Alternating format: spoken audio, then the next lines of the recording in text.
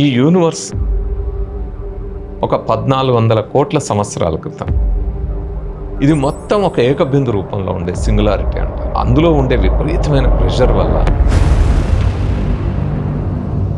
Sir before big bang ఏం జరిగి ఉంటుంది? మనిషి ఎక్కడ మొదలయ్యాడంటే జీవపరిణామం అనుకున్న తర్వాత విశ్వం ఎక్కడ మొదలైంది అనే దగ్గర నుంచి ఆలోచన వచ్చింది. సైన్స్ ఎప్పుడైతే ఒక్కొక్క అడుగు వేసుకుంటూ వెళ్తుంటుందో ఆ తర్వాత అది మాదే అంటారు. మతమే ఇక్కడ వస్తుంది. 400 ఏళ్ల క్రితం వరకు సూర్యుడు భూమి చుట్టూ తిరుగుతున్నాడు. కానీ ఫస్ట్ టైం కోపర్నికస్ నో ఇది కరెక్ట్ కాదు, భూమే సూర్యుని చుట్టూ తిరుగుతూ ఉంది. మా మత గ్రంథాలకు విరుద్ధంగా, మా విశ్వాసాలకు విరుద్ధంగా మాట్లాడుతాం. మత న్యాయస్థానాల చుట్టూ తిప్పి చాలా హింసించారు. గెలీలోని జీవితాంతం అవసరం చేశారు. చీకట్లోనే మగ్గాల్సి వచ్చేది. ఆఖరికి ఆ చీకట్లో మగ్గి గుడ్డివాడే. ఇప్పటికైనా నువ్వు చెప్పింది తప్పనొప్ప, మా మత విశ్వాసాలకు విరుద్ధంగా ఉంది. మీరు సత్యానికి భయపడి నన్ను చంపుతున్నారు, నేను మీ మతానికి భయపడ్డాను. ఈ చెట్టు కింద కూర్చొని జాతకం చెప్పి 10 రూపాయలు తీసుకుని అస్తరేఖల దాన్నే 500 కోట్లు పెట్టి సినిమా తీసి ఐన్స్టీన్ ఆఫ్ ద ఆస్ట్రాలజీ అని వంగాబాబా చెప్పారు. అసలు యుగాంతం యుగాంతం యుగాంతం ఓవారుస్తా ఉన్నారు టీవీలో. ఆయన క్యాలెండర్ అయిపోయింది 2012కి, అందుకే వచ్చింది అన్నారు. యుగాంతం అనేది నేను ఎన్నిసార్లు విన్నానో ఇప్పటికి. జనం వాడేవాడని హార్ట్ అటాక్ ఉంటే చచ్చిపోడైతుంది. నాకు ఒక పెగ్గు మందు కొట్టిన దానికంటే వచ్చే కిక్ ఓ 10 మంది స్టూడెంట్స్తో మాట్లాడుతూ వస్తుంది. బుద్ధుడు ఒక మాట చెప్పాడు, పవిత్ర గ్రంథాల్లో ఉందని గాని, మహానుభావులు చెప్పారని గాని, చివరికి నేను చెప్పింది కూడా మూఢంగా నమ్మకం. నీకై నువ్వు తార్కికంగా ఆలోచించి శోధించి సత్యాన్ని తెలుసుకోవాలి.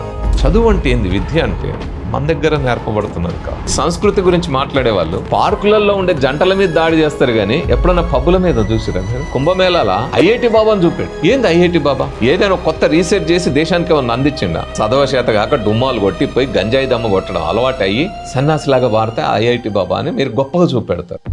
కొంతమంది కుర్రవాళ్ళు పుట్టుకతో వృద్ధులు, తాతగారి బామ్మగారి భావాలకి దాసులు, నేటి నిజం చూడలేని కీటక సన్యాసులు, మొద్దిరాత చిప్పలు నూతిలోని కప్పలు అంటారు.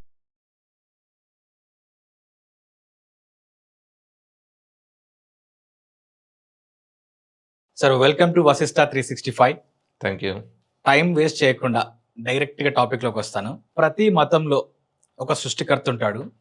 ఆ సృష్టికర్తనే ఈ విశ్వాన్ని, జీవులను, జీవరాశులన్నింటినీ కూడా సృష్టించారని చెప్పేసి ప్రతి మతం కూడా చెప్తూ ఉంటుంది. వాస్తవానికి సైన్స్ మాత్రము బిగ్ బ్యాంగ్ థియరీతో చెప్తుంటుంది మనకి. ఈ విశ్వం ఏర్పడడానికి ఒక బిగ్ బ్యాంగ్ జరిగింది. ఆ బిగ్ బ్యాంగ్ అంటే ఏంటో ఒకసారి చెప్పండి సార్. ఇప్పుడు మీరు అన్నట్టు ప్రతి మతం కూడా సృష్టికర్త ఉన్నారు, ఎవరో ఒక శక్తి ఉంది, సృష్టించారు అని చెప్తుంది. ఇది డార్విన్ ముందు వరకు ఇదే ఆలోచన ఉండేది, మనిషిని కానీ విశ్వాన్ని కానీ సృష్టించారు.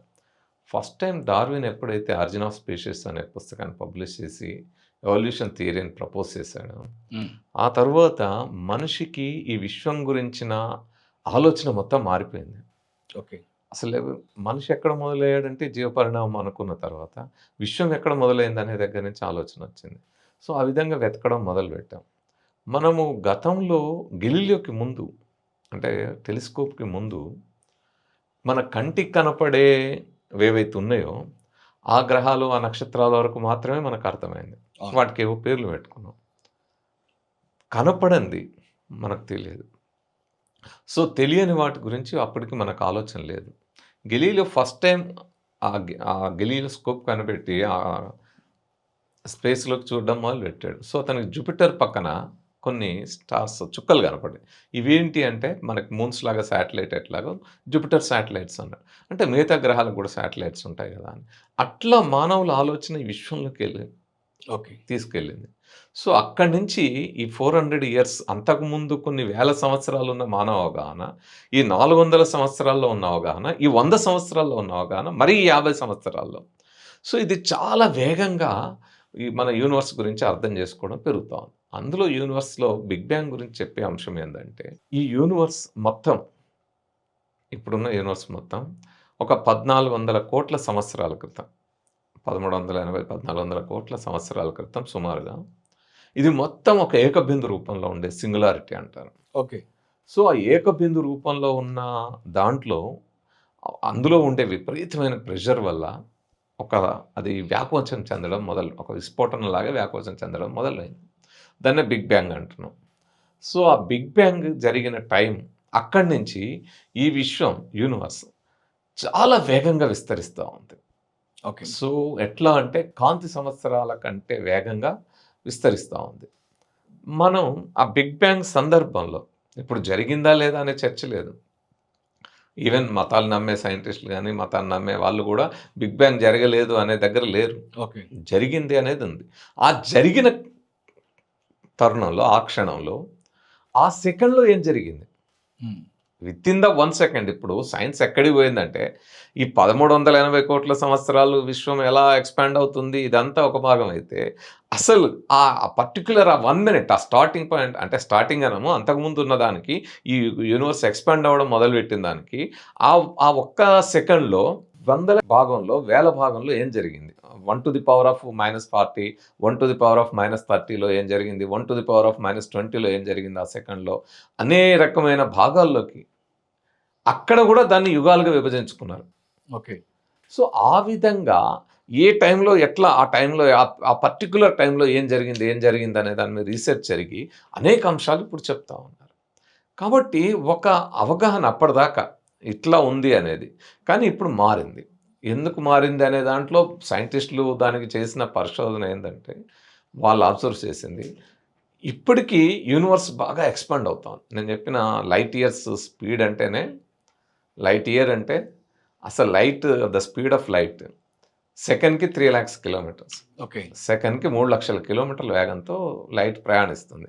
సో ఒక సంవత్సర కాలం పాటు ప్రయాణించే కాంతి ఎంత వేగంగా ఉంటుందో అంతకంటే వేగంగా మన యూనివర్స్ ఎక్స్పాండ్ అవుతుంది. ఓకే. సో ఈ ఎక్స్పాన్షన్ని గమనించినప్పుడు దీని వెనక్కి వెళ్తే ఏం జరుగుతుంది ఇప్పుడు ఇంత ఉంది ఇంతకంటే ఇంకా ఇంకా ఇంకా అట్లా వెళ్తూ 1400 1300 కోట్లు 1400 కోట్ల సంవత్సరాల క్రితం ఏం జరిగింది అనేది ఆ బిగ్ బ్యాంగ్ అనేది ప్రతిపాదించారు. ఈ సిద్ధాంతం బిగ్ బ్యాంగ్ సిద్ధాంతం వచ్చిన తర్వాత ఇది కాదు ఇంకోటి ఉంటుంది. సైంటిస్టులు ఎట్లుంటుందంటే ఒకరు ప్రపోజ్ చేసి ఆధారాలతో చెప్పిన తర్వాత ఆ ఆధారాలు పట్టుకున్నప్పుడు ఇంకా కొన్ని క్వశ్చన్స్ రేజ్ అవుతాయి. దాని ఆధారంగా ఇంకో సిద్ధాంతం కూడా డెవలప్ అవుతుంది. స్టడీ అండ్ స్టేట్ థియరీ అని రకరకాలుగా వచ్చినాయి. కానీ ఫైనల్గా అల్టిమేట్గా ఇప్పటికి వచ్చేటప్పటికి ఫైనల్ అని కాదు కానీ అల్టిమేట్గా ఇప్పటికి వచ్చే వరకు ఏ ఆస్ట్రానమీకి సంబంధించిన సైంటిస్ట్ ఎవరైనా సరే ఎక్కడ పరిశోధనలు చేసినా ప్రయోగాలు చేసినా ఈ బిగ్ బ్యాంగ్ అని వాస్తవము యూనివర్స్ ఎక్స్పాండ్ అవుతూ ఉంది ఇంకా ఎక్స్పాండ్ అవుతుంది ఇది ఇలా ఇన్ని కోట్ల సంవత్సరాల నుంచి ఇలా జరుగుతుంది అని చెప్పారు. అంతేకాదు ఇప్పుడు మనము జేమ్స్ వెబ్ టెలిస్కోప్ పంపించాం. అంటే ఇంత గెలీలియోస్కోప్ కేవలం ఇంత పొడుగు బటన్ లాగా ఉండి చూసేది. కానీ 400 yearsలో మన టెలిస్కోప్లు కూడా చాలా మారుతూ వచ్చినాయి. గతంలో 90sలో హబుల్ టెలిస్కోప్ అంటే ఇక్కడి నుంచి చూస్తే మనకి మన వాతావరణం వల్ల కానీ ఇతర వల్ల కానీ పూర్తిగా విశ్వం గురించిన అంశాలు సరిగ్గా మనకు ఖచ్చితంగా నిక్కచ్చిగా తెలవు. కాబట్టి ఈ వాతావరణం బయటికి కూడా మనం వెళ్ళి చూస్తే ఎట్లా ఉంటుంది అనే దాంతో హబుల్ టెలిస్కోప్ పంపించాం. దాని తర్వాత ఇటీవల లేటెస్ట్గా ఇంకా లేటెస్ట్ టెక్నాలజీతో జేమ్స్ వెబ్ టెలిస్కోప్ ఉంది. ఇటీవల తీసిన ఇమేజెస్లో 450 crore light years దూరంలో ఉండే యూనివర్స్ యొక్క ఇమేజ్ తీసింది. అంటే ఎన్ని గెలాక్సీలు ఉన్నాయండి. సో అట్లా అంటే 450 crore years లైట్ ఇయర్ దూరంలో ఉంది అంటే అక్కడ బయలుదేరిన కాంతి మనం ఇమేజ్ తీసేటప్పటికి 450 కోట్ల ఏళ్ల క్రితం బయలుదేరిందని అర్థం. ఓకే. సో అంటే 450 crore years బ్యాక్ యూనివర్స్ ఎట్లుంది ఆ స్థాయి అనేది తెలుసుకోగలుగుతాం. సో అట్లా అంటే నిర్ధారణలతోటి ఆధారాలతోటి ఈ సిద్ధాంతాన్ని ఇంకా మరింత బలోపేతం చేసే ఆధారాలు వస్తూ ఉన్నాయి. సో ఆ విధంగా సిద్ధాంతం ముందుకెళ్తా ఉంది. సార్ బిఫోర్ బిగ్ బ్యాంగ్ ఏం జరిగి ఉంటుంది? బిఫోర్ బిగ్ బ్యాంగ్ ఏం జరిగిందనేదే ఇప్పుడు సైంటిస్టులు వెతుకుతున్నది. ఓకే. అంటే ఆ బిగ్ బ్యాంగ్ టైం వరకే ఇప్పుడు మన పరిశోధన వెళ్ళింది. నేను చెప్పిన సెకండ్లో కోట్ల వంతు భాగంలో కూడా ఏం జరిగిందనే అంతవరకు జరుగుతుంది. సో దానికంటే ముందు ఏం జరిగిందనే దాని మీద ఇంకా రీసెర్చ్ జరుగుతూ ఉంది, కనుగొనాల్సి ఉంది. ఇక్కడ మనకేమైందంటే మతమే ఇక్కడ వస్తుంది. అంటే ఏమంటారు బిగ్ బ్యాంగ్ వరకు ఓకే, దానికంటే ముందేంది అంటే సైన్స్ ఎప్పుడైతే ఒక్కొక్క అడుగు వేసుకుంటూ వెళ్తుంటుందో ఎక్కడైతే ఇంకా నెక్స్ట్ అడుగు వేయాల్సి వస్తుందో అక్కడ ఆ తర్వాతది మాదే అంటారు. ఆ తర్వాత అడుగు వచ్చింది అనుకో ఇంకా అంతకంటే ఎక్కడో ఉంది అంటారు. సో ఇప్పుడు మనం 1300-1400 కోట్ల సంవత్సరాల వరకు వెళ్ళి మొత్తం ఈ పరిణామం ఎవల్యూషన్ ఎట్లా జరిగింది ఏంది అనేది మానవ మేధస్సు విజ్ఞానం వీటి గురించి చెప్పింది. సో ఇప్పటి వరకు ఉన్నది బిగ్ బ్యాంగ్ నుంచి జరిగిన వరకు మనకి ఇప్పుడు చెప్పగలిగిన సైంటిఫిక్ ఆధారాలు ఉన్నాయి, సైన్స్ సూత్రాలు ఉన్నాయి. వాటి ఆధారంగా ఇప్పటి వరకు జరిగింది చెప్పగలుగుతాం. సో బిగ్ బ్యాంగ్ ముందు ఏందనేది రాబోయే పరిశోధనలో తేలుతుంది. ఈ బిగ్ బ్యాంగ్ జరిగిన తర్వాత మనకు మల్టిపుల్ గెలాక్సీస్ ఏర్పడినాయి. మనకు ఎన్ని గెలాక్సీస్ ఉండొచ్చు సార్ సుమారుగా? Crores and crores of galaxies. అంటే 1-2 గెలాక్సీలు లేవు. ఇప్పుడు మన పక్కన మంది మిల్కీవే, మన పక్కనే ఆండ్రోమీడా గెలాక్సీ ఉంటుంది. ఇట్లాంటివి crores and crores of galaxies ఉన్నాయి. ఒక్కొక్క గెలాక్సీలో stars thousands and thousand crores ఉన్నాయి. 100 crores, 1000 crores, థౌజండ్స్ క్రోర్స్, 20,000, 10,000 రకరకాలుగా ఉన్నాయి గెలాక్సీ సైజుని బట్టి వాటిలో ఉండే స్టార్స్. సో ఇది చాలా అంటే ఏమంటాం మనం మ్యాక్రో లెవెల్, చాలా విశాలమైన విశ్వం. సో ఈ విశ్వాంతరాలని అర్థం చేసుకోవడానికి మనం ఈ సైన్సు, ఈ ఎక్విప్మెంట్, ఈ ఎక్స్పెరిమెంట్స్, ఈ పరిశోధనలు, రీసెర్చ్ చేసుకుంటూ ముందుకెళ్తున్నాం. క్రోర్స్ అండ్ క్రోర్ గెలాక్సీస్ ఉన్నాయి కదా సార్. సో ఇప్పుడున్న మన మిల్కీ వే గెలాక్సీలో ఎర్త్ ఒక ప్లానెట్. సో ఇక్కడ మాత్రమే, ఎర్త్ మీద మాత్రమే మనకు జీవము ఉండే అవకాశము ఉంది. ఇంకా వేరే గెలాక్సీస్లో జీవం ఉండే అవకాశం ఏదైనా స్కోప్ ఉండొచ్చు. నో అని కొట్టిపరేయడానికి లేదు. ఎందుకంటే ఎవల్యూషన్ ప్రాసెస్లో ఒక ప్లానెట్ మీద ఆ పర్టికులర్ కండిషన్స్ ఉన్నప్పుడు లైఫ్ ఫామ్ అయిన తర్వాత ఇదే కండిషన్స్ ఇంకో ప్లానెట్ మీద ఎక్కడైనా ఉన్నప్పుడు ఏర్పడడానికి అవకాశం ఉంది. కాకపోతే ఆ ఎవల్యూషన్ ఇట్నే జరుగుతుందా? లైఫ్ అంటే ఇట్లనే 380 కోట్లు లైఫ్ ఎవల్యూషన్ జరిగి మనిషి రూపంలో వస్తుందా, లేదా ఇంకో రూపంలో వస్తుందా, అక్కడ ఆ రూపాలు ఎట్లుంటాయి ఏంటి అనేది అక్కడ ఉండే కండిషన్స్ బట్టి ఉంటుంది. కానీ జరగదు అని చెప్పలేము. వేరే గెలాక్సీలోనే కాదు, ఈవెన్ మిల్కీవే గెలాక్సీలో కూడా ఇంకేదైనా స్టార్ దగ్గర మనకి ఎక్కడో డిస్టెంట్ స్టార్లో ఎక్కడైనా కూడా జరిగి ఉండొచ్చు. దాన్ని మనము కాదనలేము, కొట్టిపరేయడానికి వీల్లేదు. నేను ఈ క్వశ్చన్ ఎందుకు అడిగినంటే సార్, మెక్సికో పార్లమెంట్లో ఏలియన్స్ని తీసుకొచ్చి పార్లమెంట్లో వాళ్ళ చట్టసభలో చూపించారు. మనకి ఇది ఇంటర్నెట్లో కూడా ఉంటుంది, యూట్యూబ్లో కొట్టినా వస్తుంది. అంటే ఈ ఏలియన్స్ నిజమా, లేకపోతే భయపెట్టించడానికి చేస్తున్నారా, లేక ఈ అన్ఐడెంటిఫైడ్ ఫ్లయింగ్ ఆబ్జెక్ట్స్ యూఎఫ్ఓస్ వస్తుంటాయి అని చెప్పి మనకు తరచూ వింటుంటాం. ఇది ఏంటి సార్ అసలు? అంటే ఇప్పుడు మన దగ్గరికి ఏలియన్స్ వచ్చినాయని కానీ, ఏలియన్స్తో మనము మాట్లాడుతున్నామో లేదా కమ్యూనికేషన్ చేస్తున్నాం అనేది మాత్రం వాస్తవాలు కాదు. ఓకే.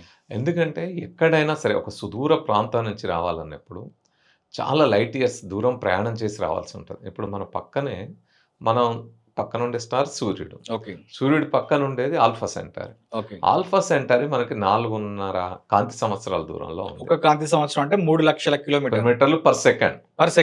3 లక్షలు ఇంటూ 60 గంటకే, అదే నిమిషానికి 60 సెకండ్. 3 లక్షలు ఇంటూ 60 ఇంటూ 60 నిమిషాలు ఇంటూ 24 ఇంటూ 365 డేస్. అంటే నువ్వు ఎన్ని కోట్లు వస్తావు అంతా. ఎన్ని కోట్ల సంవత్సరాలు? అది కోట్ల అవుతుంది. సో అది చెప్పడానికి ఆ లెక్కలు అంత పొడుగు వేయడానికి కాంతి సంవత్సరం అని వాడుతున్నాం. వాస్తవంగా సంవత్సరం అంటే డేస్ తో లెక్క కదా, డిస్టెన్స్ ఏం కిలోమీటర్లు చూస్తాం కదా. ఇది ఎందుకు ఇట్లా వచ్చింది అంటే ఆ కాంతి, ఒక సంవత్సరంలో కాంతి సెకండ్కి 3 లక్షల కిలోమీటర్ల వేగంతో ప్రయాణిస్తే ఆ సంవత్సర కాలం అది ప్రయాణించే దూరాన్ని కాంతి సంవత్సరం అన్నాం. సో మనకు పక్క నుండి ఆల్ఫా సెంటారి 4.5 కాంతి సంవత్సరాల దూరంలో ఉంది. ఒకవేళ మనం లైట్ స్పీడ్తో బయలుదేరితే కూడా ఆల్ఫా సెంటారీ నుంచి బయలుదేరిన కాంతి కిరణం కానీ ఏదైనా మన దగ్గరికి చేరడానికి 4.5 ఏళ్ళు పడుతుంది. ఏది పక్కనున్న దగ్గర నుంచి. అలా కాదు నువ్వు 10-100 లైట్ ఇయర్స్ ఇట్లా ఉంది అంటే వాటి దగ్గర రావడానికి అన్ని సంవత్సరాలు పడుతుంది. ఒకటి. రెండోది, ఇప్పటి వరకు లైట్ స్పీడ్తో ట్రావెల్ చేసేది ఏది లేదు.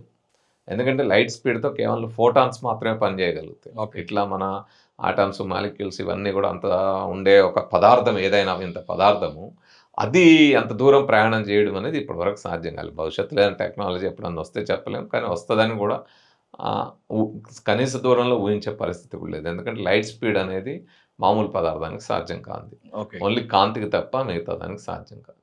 కాబట్టి అలా వచ్చినప్పుడు, ఇప్పుడు ఉదాహరణకి మనము స్పేస్లోకి షిప్స్ పంపిస్తూ ఉన్నాం, రాకెట్స్ పంపిస్తూ ఉన్నాం. ఆ వచ్చేటప్పుడు ఆ స్పీడ్లో మన వాతావరణానికి ఢీకొన్నప్పుడు పేలిపోతా ఉన్నాయి. కల్పన చావ్లా దుర్ఘటనలో చనిపోయింది మనం చూసాం. సో అది రావడానికి చాలా టెక్నాలజీ వాడాలి ఈ వాతావరణంలోకి రావడానికి. సో అంత దూరం నుంచి వచ్చేవాళ్ళు, మనం ఇప్పుడు చంద్రబాబు మీదకి పోయేది ఆ స్పీడ్తో పనిచేస్తే కుదరదు కదా. మార్స్ మీదకి వెహికల్స్ ఏదైతే పంపినామో ఆ స్పీడ్తో పనిచేస్తే కుదరదు కదా, అవును. అంతకంటే చాలా స్పీడ్తో రావాలి. సో అంత స్పీడ్తో వచ్చే వాహనాలు మన వాతావరణంలోకి ప్రవేశించినప్పుడు కానీ మిగతా అంశాలు కానీ మనకు తెలియకుండా పోదు. అందులో జేమ్స్ వెబ్ టెలిస్కోప్ లాంటివి ఇంకా అనేక టెలిస్కోప్లు మనం పెట్టున్నాం చుట్టూ. అందుకే సైంటిస్టులు ఏం చేస్తున్నారంటే ఎక్కడైనా ఏలియన్స్ కానీ ఇంకేమైనా గ్రహాల్లో ఎక్కడైనా జీవులు ఉన్నాయా, అవేమైనా మనకి సిగ్నల్స్ ఏమైనా పంపిస్తాయా, లేదా ఎక్కడన్నా అవి ఉంటే మనకు కూడా ఏదైనా దొరికే అవకాశం ఉందా అని రేడియేషన్ పంపిస్తూ ఉన్నారు స్పేస్లోకి. ఓకే. సో అది ఎంత దూరం పోయి ఎక్కడన్నా ఏదన్నా ఇట్లాంటి జీవం ఇంకెక్కడన్నా ఉంటే రెస్పాండ్ అవుతుందేమో అని ప్రయత్నాలు చేస్తున్నారు. ఓకే. కానీ రకరకాల పుకార్లు వస్తుంటాయి అప్పుడప్పుడు. ఈ మీరు అన్నట్టు అక్కడ ఉన్న ఏలియన్స్, ఇక్కడ ఉన్న అంటే వాళ్ళు aliens. తీసుకొచ్చారు బాడీస్ వాటికి. అవన్నీ Mortal ఇప్పుడు bodies, బాడీ immortal. అనేది చెప్పడమే పెద్ద బోగస్ అండి. అవన్నీ ఆ. ఇంకో కాన్స్పిరసీ థియరీ ఏం నడుస్తుందంటే అమెరికా వాళ్ళు ఉమ్. ఏదో ఏలియన్స్ అని పట్టుకొని వాళ్ళు బంధించారు అని సో వాళ్ళ నుంచి ఇంకేదో తెలుసుకునే, వాళ్ళు ఎక్కడి నుంచి వచ్చారో తెలుసుకునే ప్రయత్నం చేస్తున్నారు. ఇట్లాంటి రకరకాల పుకార్లు వస్తాయి. అయితే వీటికి ఏం ఆధారాలు లేవు. నిజంగానే అంత ఏలియన్స్ అక్కడి నుంచి మన భూమికి రాగలిగే, అంత సుదూరాల నుంచి మన భూమికి రాగలిగే టెక్నాలజీ వాళ్ళ దగ్గర ఉన్నప్పుడు మనం పట్టుకుంటే బందీ అయ్యే అంత సింపుల్గా ఉంటారా? అదేమన్నా మనిషి ఒక దేశం నుంచి ఇంకో దేశానికి పోతే అరెస్ట్ చేసి జైల్లో పెట్టడం. అంటే దీని మీద చాలా సినిమాలు కూడా ఉన్నాయి. క్రిష్ 1, క్రిష్ ఉంటాయి. 2. అదే అంటే Aliens. ఒక కాన్స్పిరసీ లేదా ఒక ఆహా పుకారు వచ్చినప్పుడు దాని ఆధారంగా సినిమాలు తయారైతే దాన్ని పెంచుతారు. అంటే క్యూరియాసిటీ పెంపొందించడము ఉపయోగం ఉంటది. అంటే ఇప్పుడు అమెరికాలో ఒక T50 అనే ఒక ప్లేస్ ఏదో ఉంటది. అక్కడికి ఎవరిని పోనివ్వరు. ఆ ప్లేస్ లో ఏలియన్స్ ని కొంతమందిని బంధించిండ్రు, అక్కడ ఉన్నారు. అదే నేను చెప్పింది. ఇప్పుడు అలాంటి కాన్స్పిరసీ థియరీస్ చాలా ఉన్నాయి. ఉండొచ్చు వాళ్ళు వాళ్ళ సెక్యూరిటీ కారణాలు ఆడ ఏం పెడుతున్నారు ఏంటిది అనేది. ఇప్పుడు మొన్నటిదాకా ఇరాన్ అణుబాంబు తయారు చేసే శుద్ధి చేసే కర్మాగారం అవును. లేదా లోపల ఎంత ఉంది అనేది తెలియదు, వాళ్ళు అక్కడికి పోనీయలేదు కదా. ఇప్పుడు కూడా ఆ అణుధార్మిక పదార్థం ఎక్కడ దాశారు, ఆ యురేనియం అనేది 400 కిలోలు ఎంత అంటున్నారు, అది ఎక్కడ దాసింది కూడా తెలియకుండా ఉంది. సో అట్లా సెక్యూరిటీ పరంగా రహస్యమైన ప్లేసెస్ చాలా ఉంటాయి. ఇండియాలో ఉంటాయి, అన్ని దేశాల్లో ఉంటాయి. ఓకే. సో వాళ్ళది ఏంటంటే అది అక్కడ ఏదో ఏలియన్స్ ఉన్నాయి వచ్చినాయి అనేది ఒక థియరీ నడుస్తూ ఉంది. ఓకే. సో ఈ వార్మ్ హోల్స్, టైం ట్రావెల్, ఈ వార్మ్ హోల్స్ నుంచి టైం ట్రావెల్ సాధ్యపడుతుంది సార్? అసలు టైం ట్రావెల్ అంటే ఏంటి? టైం ట్రావెల్ అంటే ఏంటి అన్నప్పుడు మనము కాలంలో వెనక్కి వెళ్ళగలమా? ఓకే. వెనక్కి వెళ్ళి అంటే ప్రయాణం చేసి మన చిన్నప్పటికి వెళ్ళగలమా? లేకపోతే మన తాతల కాలంలోకి, ముత్తాతల కాలంలోకి వెళ్ళి వాళ్ళని చూడగలమా అనేది దాన్ని టైం ట్రావెల్ అంటారు. ఆదిత్య 369 అనే బాలకృష్ణ సినిమా ఉంటుంది. సినిమాలో అదొకటి మిషన్ వేసుకొని వెళ్ళిపోయి వెనక్కి వెళ్ళిపోయి కృష్ణదేవరాయల కాలానికి ఇంకా అటు వెళ్ళి వచ్చేస్తారు. సో అది సాధ్యమా అనేది చర్చ జరుగుతాం. సో టైం ట్రావెల్ సాధ్యమా అనే అంశానికి వచ్చినప్పుడు ఇప్పుడున్న టెక్నాలజీతో మాత్రం సాధ్యం కాదు. ఓకే. భవిష్యత్తులో అంటే చెప్పలేము. బట్ అది కూడా టైం ట్రావెల్ మనం ఇక్కడుండి మన పాస్ట్ని చూసుకోలేము. ఓకే. మనం వెళ్ళి పాస్ట్కి వెళ్ళడం అనేది సాధ్యం కాదు. ఎందుకంటే దానికి అనేక పరిమితులు అవి ఉంటాయి. అది సాధ్యం కాని పరిస్థితి, ఒక రకంగా ఇంపాసిబుల్ అని. ఓకే. అయితే మనం చూసే టైం ట్రావెల్ ఎట్లుంటుంది? ఇంతకుముందు నేను మీకు ఒక మాట చెప్పిన, జేమ్స్ వెబ్ టెలిస్కోప్ 450 కోట్ల కాంతి సంవత్సరాల దూరంలో ఉండే యూనివర్స్ ఇమేజ్ తీసింది. లేదా ఇప్పుడు మనం సూర్యుడిని చూస్తున్నాం. సూర్యుడి నుంచి బయలుదేరిన కాంతి కిరణం, ఆ లైట్ రే మన దగ్గరికి చేరడానికి 8 మినిట్స్ పడుతుంది. ఓకే. అంటే మనం ఇప్పుడు చూసే సూర్యుడు 8 మినిట్స్ క్రితం సూర్యుడు. ఇప్పుడున్న సూర్యుడు చూడట్లేదు. ఒక రకంగా మనము అంటే 8 నిమిషాల వెనక్కి చూస్తున్నాం సూర్యుడిని. అదే నేను చెప్పిన ఆల్ఫా సెంటర్ అనే స్టార్ 4.5 లైట్ ఇయర్స్ దూరంలో ఉంది. అంటే మనం అది ఎప్పటి ఏ స్టార్ని చూస్తున్నాం? 4.5 ఇయర్స్ బ్యాక్ స్టార్ని చూస్తున్నాం, ఇప్పటి స్టార్ కాదు. ఇప్పుడు మీరు 100 లైట్ ఇయర్స్ దూరంలో ఉంది, 1000 లైట్ ఇయర్స్ దూరంలో ఉన్నాయి, కొన్ని కనపడుతూ ఉంటాయి స్టార్స్. ఇంకా చాలా చాలా డిస్టెన్స్ ఉండే స్టార్స్ కనపడుతుంది. అంటే మనం అది 1000 సంవత్సరాల క్రితం స్టార్ని ఇప్పుడు చూస్తున్నాం, 100 సంవత్సరాల క్రితం స్టార్ని ఇప్పుడు చూస్తా ఉన్నాం. అట్లా చూసుకున్నప్పుడు అంటే అవి ఎంత లైట్ ఇయర్ దూరంలో ఉన్నాయి, ఆ కాంతి ఎంత దూరం ప్రయాణం చేసి మన దగ్గరికి చేరిందని. సో అప్పుడు ఆ రకంగా చూస్తే టైం ట్రావెల్ చేసినట్టే. అంటే పాతదాన్నే చూస్తున్నాం, ఎప్పుడో 400 ఏళ్ల క్రితం ఉన్నదాన్ని ఇప్పుడు చూస్తున్నాము. అంటే అట్లా జరుగుతుంది. కానీ మనమే మన గతంలోకి వెళ్ళి అది చూడడం అనేది సాధ్యం కాదు. కాకపోతే సైన్స్లో ఏంటంటే అనేక మ్యాథమెటికల్ క్యాలిక్యులేషన్స్ ఉంటాయి. అంటే దీని ఆధారంగా ఇట్లా జరిగితే అట్లా జరుగుతుందేమో అని. మీరు ఇంతకుముందు చెప్పిన వామ్ హోలు, టైం ట్రావెల్, లేకపోతే అది టైం డైలేషన్, వీటికి ఎందుకు వస్తుంది ఎట్లా అని అనేదానికి వామ్ హోల్స్కి వచ్చినప్పుడు టైం ట్రావెల్ కంటే కూడా టైం డైలేషన్ ఎక్కువ అని చెప్పి. ఓకే. సో టైం డైలేషన్ ఏదంటే నేనే ఇప్పుడు మీరు నేను ఉన్నాం, నేను మీకంటే ఇప్పుడు ఇప్పుడు ఇద్దరం ఒకటే ఏజ్ ఉన్నాం. సో నేను స్పేస్లోకి వెళ్ళి వామ్ హోల్ కనుక ఉంటుంటే నేను అందులోకి వెళ్ళి ప్రయాణం ఒక 50 ఏళ్ళలో 20 ఏళ్ళలో అక్కడికి వెళ్ళి తిరిగి వచ్చిన తర్వాత 50 ఏళ్ళ తర్వాత మీకు ఇప్పుడున్న 30 + 50 80 40 90 అవుతుంది. సో మీ ఏజ్ 90 అవుతుంది, కానీ నా ఏజ్ ఇక్కడే ఆగిపోతుంది. ఓకే. దాన్ని టైం డైలేషన్ అంటారు. ఎందుకంటే ఈ టైంని దాటి నేను అవతలకి స్పేస్ టైం దాటి నేను వామ్ హోల్లోకి వెళ్ళాను. సో అది ఒక ప్రిడిక్షన్, అంటే ఒక ఊహ, ఓకే, సైంటిఫిక్ గెస్సే. అంటే ఈ కండిషన్స్ ఇట్లుంటే వామ్ హోల్స్ అనేది ఒక ఊహాజనితమైన సైన్స్ గెస్, అంటే ఊహ. వామ్ హోల్స్ ఉండొచ్చు. అంటే మనం ఇప్పుడు బ్లాక్ హోల్స్ చూస్తా ఉన్నాం. సో బ్లాక్ హోల్స్ ఉన్నాయి, ఆధారాలు ఉన్నాయి, ఇమేజెస్ ఉన్నాయి, అనేక రకాలుగా మనకి బ్లాక్ హోల్స్ యొక్క ఉనికి తెలుస్తూ ఉంది. వామ్ హోల్స్ లేవు. ఓకే, ఇమాజినరీ లేవు అనేది ఇప్పటి వరకు. నిజంగానే ఉండొచ్చేమో, ఉంటే ఈ విధంగా ఉంటాయేమో కండిషన్. అంటే బ్లాక్ హోల్ ఉన్నప్పుడు ఇట్లుంటే వామ్ హోల్ ఉన్నప్పుడు ఇట్లుండొచ్చు కదా అని మ్యాథమెటికల్ క్యాలిక్యులేషన్స్ ఉన్నాయి. వామ్ హోల్స్ అంటే ఏంది? వామ్ హోల్స్ అంటే ఇప్పుడు స్పేస్లోకి వెళ్ళినప్పుడు స్పేస్ టైం అంతా కర్వేచర్లో ఉంటుంది. అలా వెళ్ళినప్పుడు ఇప్పుడు ఇది ఇలా ఉంది, ఇలా మనం స్పేస్లో ప్రయాణం చేస్తున్నాం. టైం ఈ స్పేస్లో మనం ప్రయాణం చేసేటప్పుడు మనం ఆ దూరానికి వెళ్ళాలన్నప్పుడు ఇలా వెళ్ళి ఇలా తిరిగి వచ్చామనుకోండి, it will take lot of time. Short cut చూసుకోవాలి. అలా కాకుండా ఇక్కడ కొన్ని టన్నెల్స్ ఉంటాయి అని ఊహాజనితమే. ఓకే, టన్నెల్ ఉంటుంది, ఒక సొరంగం లాగా ఉంటుంది.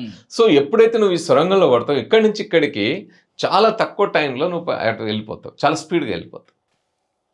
ఇక్కడ పట్టేంత టైం ఇట్లా పడదు. క్రాస్ షార్ట్ కట్లు వెళ్ళమంటాం కదా మనం, ఎట్లా దారి పోయేటప్పుడు అంత చుట్టూ తిరిగి షార్ట్ అట్లా బైపాస్ అనేది చుట్టూ తిరిగే పోతుంది. కానీ ఇదేంటంటే ఇట్లాంటి టన్నెల్స్ ఉంటాయి అనేది వాటిని వామ్ హోల్స్ అని చెప్తున్నాం. మనకు ఇంటర్స్టెల్లార్ అనే సినిమా ఉన్నది కదా సార్, అందులో వాళ్ళ పాప హీరో వెళ్ళొస్తా, వాళ్ళ పాప చిన్నగా ఉన్నప్పుడు ఆయన వెళ్తాడు పైకి స్పేస్లోకి, మళ్ళీ తిరిగి వచ్చే వరకు ఆ పాప 20 ఏళ్ళ అమ్మాయి అవుతుంది. 20 కాదు, ఓల్డ్ అయిపోతుంది, సారీ పెద్దది అయిపోతుంది. ఈయన మాత్రము అప్పుడు వెళ్ళినప్పుడు ఎంత ఏజ్ ఉంటాడో అంతే ఏజ్ లో గొప్ప తేడాతోటి అట్లే ఉంటాడు, 1 year 2 years తేడాతో. సో దాన్ని టైం డైలేషన్ అంటారు. నిజంగానే అది జరుగుతుందా అంటే జరుగుతుందా కొంత. అంటే ఇప్పుడు మనము స్పేస్లోకి ఎవరినన్నా ఒకరిని పంపించాం, వామ్ హోల్ కూడా అవసరం లేదు. స్పేస్లోకి కొంత దూరం మన గ్రావిటీకి అవతలికి కొంత దూరం పంపించిన తర్వాత వాళ్ళకి మనకి మధ్యలో కొన్ని మినిట్స్ కొన్ని మంత్స్ ఏజ్లో తేడా ఉంటుంది. ఓకే, ఏజ్లో తేడా అంటే కనపడడంలో, మళ్ళీ మన బయాలజికల్ ఫీచర్స్ ఉంటాయి, లోపల జరిగే మార్పులు ఉంటాయి, అవి అక్కడ కండిషన్స్ ఆధారంగా ఇంకా అంతకంటే అంటే డైరెక్ట్ అట్లనే ఉంటారని చెప్పలేము. ఇప్పుడు సునీత విలియమ్స్ స్పేస్లోకి వెళ్ళింది, ఇక్కడ గ్రావిటీ లేదు. గ్రావిటీ లేకపోవడం వల్ల ఏమవుతుంది, పొడవు ఎక్కువ పెరుగుతారు, అంటే బోన్స్ సాగుతాయి. సో అలాంటి అవయవాల్లో చాలా మార్పులు వస్తాయి. సో అలాంటి మార్పులు వచ్చినప్పుడు నిజంగానే అట్లా ఉంటామా మనము అంటే ఫిజికల్గా అట్లా ఉంటామా అనేది చెప్పలేము. కానీ టైం డైలేషన్ అనేది వాళ్ళ ఏజ్ మాత్రం, అంటే టైము స్పేస్ టైం ఇవి క్యాలిక్యులేట్ చేసినప్పుడు ఏజ్లో మాత్రం డిఫరెన్స్ ఉంటుంది. కానీ ఫిజికల్గా ఆ సినిమాలో చూపెట్టినట్టు నిజంగానే అంత యంగ్గా అంత స్ట్రాంగ్గా అట్లా ఉంటారా అంటే చెప్పలేము. ఎందుకంటే మనం ఈ స్పేస్కి ఇంకా మూన్ కూడా కాదు, మూన్ దాకా కాదు, యువతలోనే మనం పంపినప్పుడే ఇన్ని మార్పులు వచ్చి మళ్ళీ వాళ్ళని ఒక 1-2 నెలలు హాస్పిటల్లో లేదా వెల్నెస్ సెంటర్లో పెట్టి ట్రీట్మెంట్ ఇచ్చి మళ్ళీ నార్మల్ స్థితికి తీసుకురావాల్సి వస్తుంది. అయినా కూడా వాళ్ళ శరీరం మీద ప్రభావాలు ఉంటాయి. సో ఇవన్నీ అన్నీ కలిపి దాని ప్రభావం టైం డైలేషన్ సాధ్యమవుద్దా లేదా అనే దాని మీద ఉంటుంది. బట్ అక్కడికి వెళ్ళినప్పుడు మాత్రం మనం ఎంత దూరం వెళ్తే ఈ స్పేస్ టైం అనేది కనుక మనకు అర్థమైతే ఆ తేడాలు ఉంటాయి, ఆ టైం డైలేషన్. కానీ అందులో చెప్పినట్టు ఏళ్ళకేళ్ళు టైం డైలేషన్ జరుగుద్దా అంటే అది వామ్ హోల్స్ ఉంటే సాధ్యమవుతుంది. బట్ వామ్ హోల్స్ అనేవి ఇప్పటివరకైతే కనుగొనబడలేదు. ఇప్పటివరకు అవి ఓన్లీ హైపోథెసిస్ ప్రిడిక్షన్స్. సార్ ఇప్పుడు మీరు చెప్తున్నది ట్విన్ పారాడాక్స్ అదేనా? అదే సేమ్ ట్విన్ పారాడాక్స్. ఒక ట్విన్స్ ఉంటారు అనుకోండి, సేమ్ ఏజ్ గ్రూప్. నేను మీకు నాకు ఉదాహరణ చెప్పాను. సేమ్ ఏజ్ గ్రూప్ వాళ్ళు ఉన్నారు, మనం పైకి పంపిస్తాం ఒకరు ఇక్కడ ఉంటారు. సో వాళ్ళ మధ్యలో ఆ ఏజ్ గ్యాప్ ఏదైతే ఉంటుందో దాన్నే మనము టైం డైలేషన్, ట్విన్స్ పారాడాక్స్ ఇవి అంటాము. అట్లా. ఓకే, సో ఇక్కడ ఉన్న వాళ్ళు ఏజ్ పెరుగుతుంది, రాకెట్ లో పైకి స్పేస్ లోకి పంపించిన వాళ్ళది ఏజ్ అలాగే ఉంటుంది. ఏజ్ తగ్గుతుంది, కానీ physical conditions, body biological conditions వీటన్నిటిలో చాలా ఇప్పుడు మార్పు. చాలా మంది వెయిట్ బాగుంటారు సార్, వెయిట్ గెయిన్ అయిపోయి ఉంటారు. వెయిట్ తగ్గాలంటే ఇక్కడ సాధ్యపడదు, స్పేస్ లో పంపిస్తే. అంటే ఇప్పుడు మనం మూన్కి వెళ్ళాం అనుకోండి, మ్మ్. మనం లెస్ వెయిట్ ఉంటాం. మ్మ్. వెయిట్ ఉంటాము అంటే అర్థం మన Gravity. బాడీలో ఉండే ఫ్యాట్ కానీ మిగతాయి కానీ తగ్గుతాయని కాదు. తగ్గుతుంది కాదు. ఇక్కడ భూమి మీద గ్రావిటేషనల్ ఫోర్స్ ఉంది. అదే. సో మూన్ మీదకి గ్రావిటేషనల్ ఫోర్స్ ఇంత ఉండదు, తక్కువ ఉంటుంది. మ్మ్. మనం స్పేస్కి వెళ్ళాం, జీరో గ్రావిటీకి వెళ్ళాం, మ్మ్. అసలు గ్రావిటీ ఉండదు. మ్మ్. అప్పుడు మీరు జీరో, మీ వెయిట్ ఏముంటుంది, పైన ఉంటే పైనే, కింద ఉంటే కింద, ఎక్కడ ఉన్న వాళ్ళు అక్కడే ఉంటారు. మ్మ్. సో ఆ విధంగా ఉండే పరిస్థితి ఉంటుంది. అంతే తప్ప మన బాడీ ఉండే ఇదంతా మొత్తం ఏం తగ్గిపోదు. మ్మ్. సో ఎక్కువ మన మాస్ దేని మీద డిపెండ్ అయ్యి ఉంది అంటే మ్మ్. అది ద్రవ్యరాశి అనేది, సో మన గ్రావిటేషనల్ ఫోర్స్ మీద డిపెండ్ అయ్యి ఉంటుంది. మ్మ్. సో ఇంకా ఇతర కారణాలు కొన్ని ఉంటాయి. అది సైన్స్ పెరుగుతున్న కొద్దీ చాలా వరకు మన లోపల ఉన్నటువంటి మిత్స్ ఏవైతే ఉంటాయో అవి పటాపంచలు అయిపోతుంటాయి. మన నమ్మకాలన్నీ కూడా ఒకటేసారి పేకమేడలా కూలిపోతుంటాయి. మీరు ఇందాక చెప్పినట్టు డార్విన్ సిద్ధాంతం రాకముందు వరకు దేవుడే సృష్టికర్త, దేవుడే సృష్టించిండు. ఫర్ ఎగ్జాంపుల్ హిందూ మతంలో చూసుకుంటే బ్రహ్మ నుండి పుట్టారు మనుషులు అని చెప్పేసి ఉంటుంది.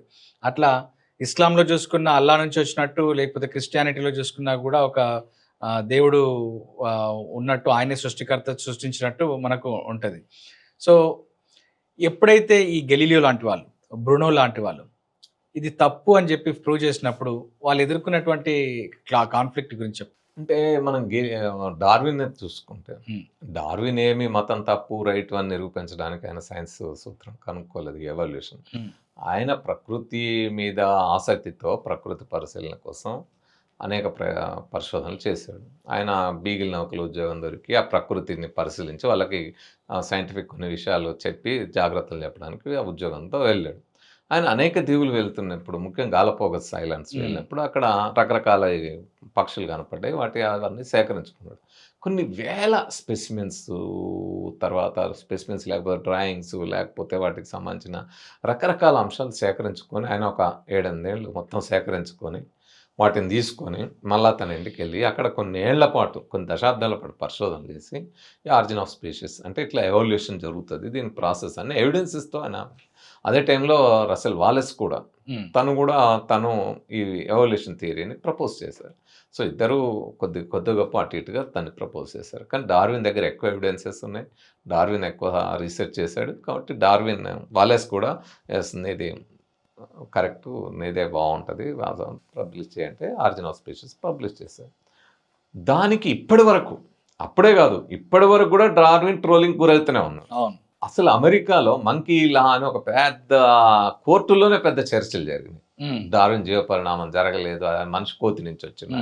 ఇప్పటికీ మీరు కొంతమంది సెంట్రల్ మినిస్టర్స్ కానీ లేకపోతే కొంతమంది ఇతరులు కానీ మనం చూస్తే, నువ్వు కోతి నుంచి పుట్టినావా, మీ అమ్మమ్మ కోతి నుంచా, మీ తాత కోతే అంటారు. డార్విన్ కానీ సైన్స్ కానీ ఎవల్యూషన్ థియరీలో చెప్పేది కోతుల నుంచి మనుషులు వచ్చినారని చెప్పాలి. మనుషులు, కోతులు, ఇప్పుడు ఉండే కొండంగలు, చింపాంజీలు, ఒరంగుటాన్స్, రకరకాల వానర్ జాతులు, ఏప్స్ అంటారు. ఇవే కాదు, మనిషి లాంటి జీవులు కూడా కొన్ని ఉండేవి. ఆస్ట్రలోపిథెకస్ అని, నియాండర్తల్స్ అని, హోమో ఎరెక్టస్ అని, హోమో హబిలిస్ అని, ఇట్లా రకరకాల జాతులు ఉండేవి.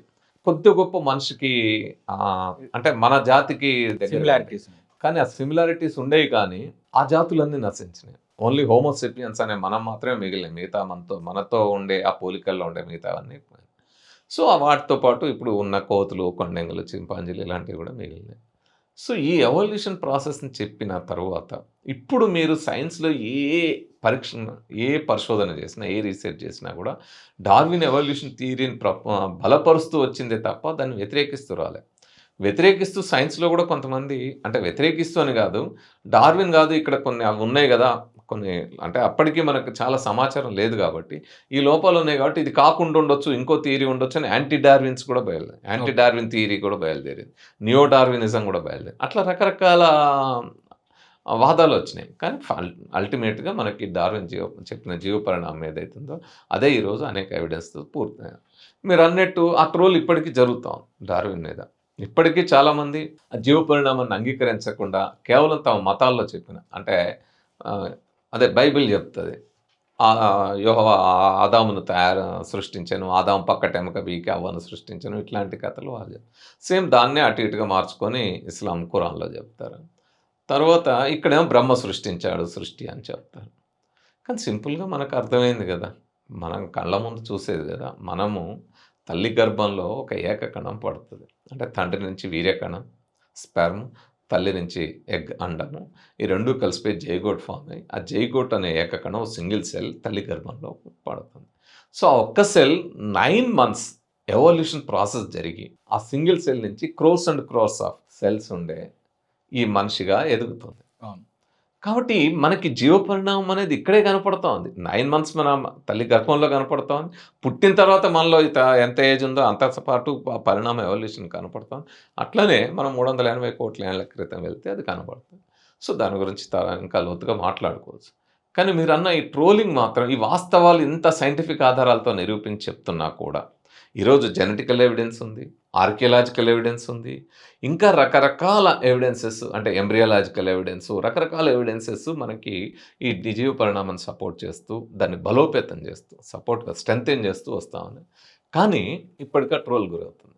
మీరు అన్నట్టు కోపర్నికస్, గెలీలియో, బ్రూనోలు కూడా దాడికి గురయ్యారు. హైపేషియా 2000 ఏళ్ల క్రితమే హైపేషియా ఉమెన్ ఆస్ట్రానమర్, మ్యాథమెటిషియన్, ఖగోళానికి సంబంధించిన సత్యాలు చెప్పినందుకు ఆమెని మొత్తం ఊర్లలో తిప్పి కొడుతూ, ఊరిలో తిప్పి కొరడాలతో కొడుతూ ఆఖరికి ఆమె చర్మాన్ని ఆల్చిప్పలతోటి వలిచి మంటలో వేసి కాల్చి చంపారు. అంటే మా మత ధర్మ నమ్మకాలకు విరుద్ధంగా చెప్తావా అని.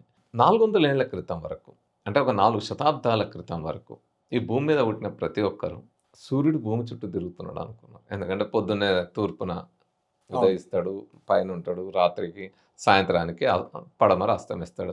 Sun rises in the east, sun sets in the west అని మనం చిన్నప్పటి నుంచి చదువుకున్నదే. సో అది అంటే తిరుగుతూ ఉన్నాడు అనుకున్నారు.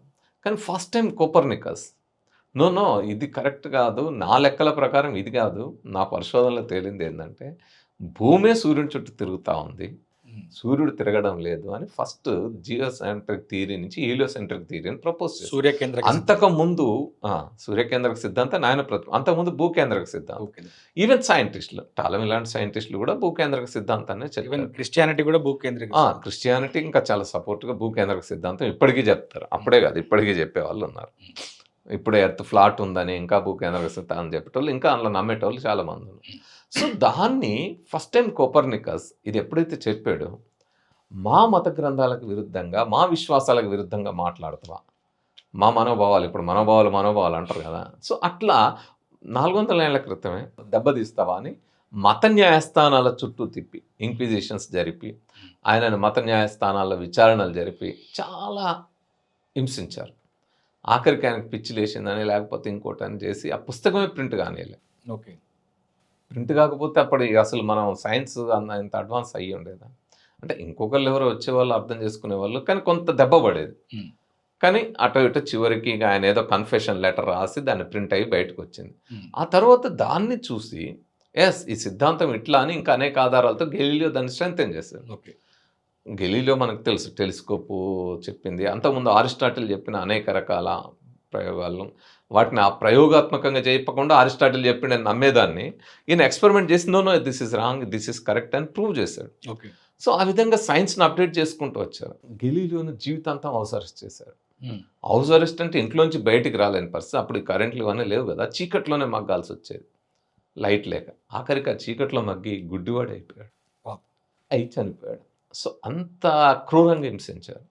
బ్రూనోని 8 ఏళ్ళు జైల్లో పెట్టి విపరీతంగా హింసించి కొరడాలతో కొట్టి రక్తాలు గారుతూ ఉంటే కారం జల్లి రకరకాలుగా హింసించి నువ్వు చెప్పిన తప్పని ఒప్పుకోమంటారు. నో ఐఎమ్ రైట్ అంటాడు. ఆయన మల్టీవర్స్ థియరీ ప్రపోజ్ చేశాడు. ఒక విశ్వం కాదు, ఇంకా చాలా విశ్వాలు ఉంటాయి అనే ఒక థియరీని ప్రపోజ్ చేశాడు. సో ఆ విధంగా ఆయన అంతకుముందు సైన్స్ నుంచి కూడా కొంత భిన్నాభిప్రాయాలు వ్యక్తం చేశాడు.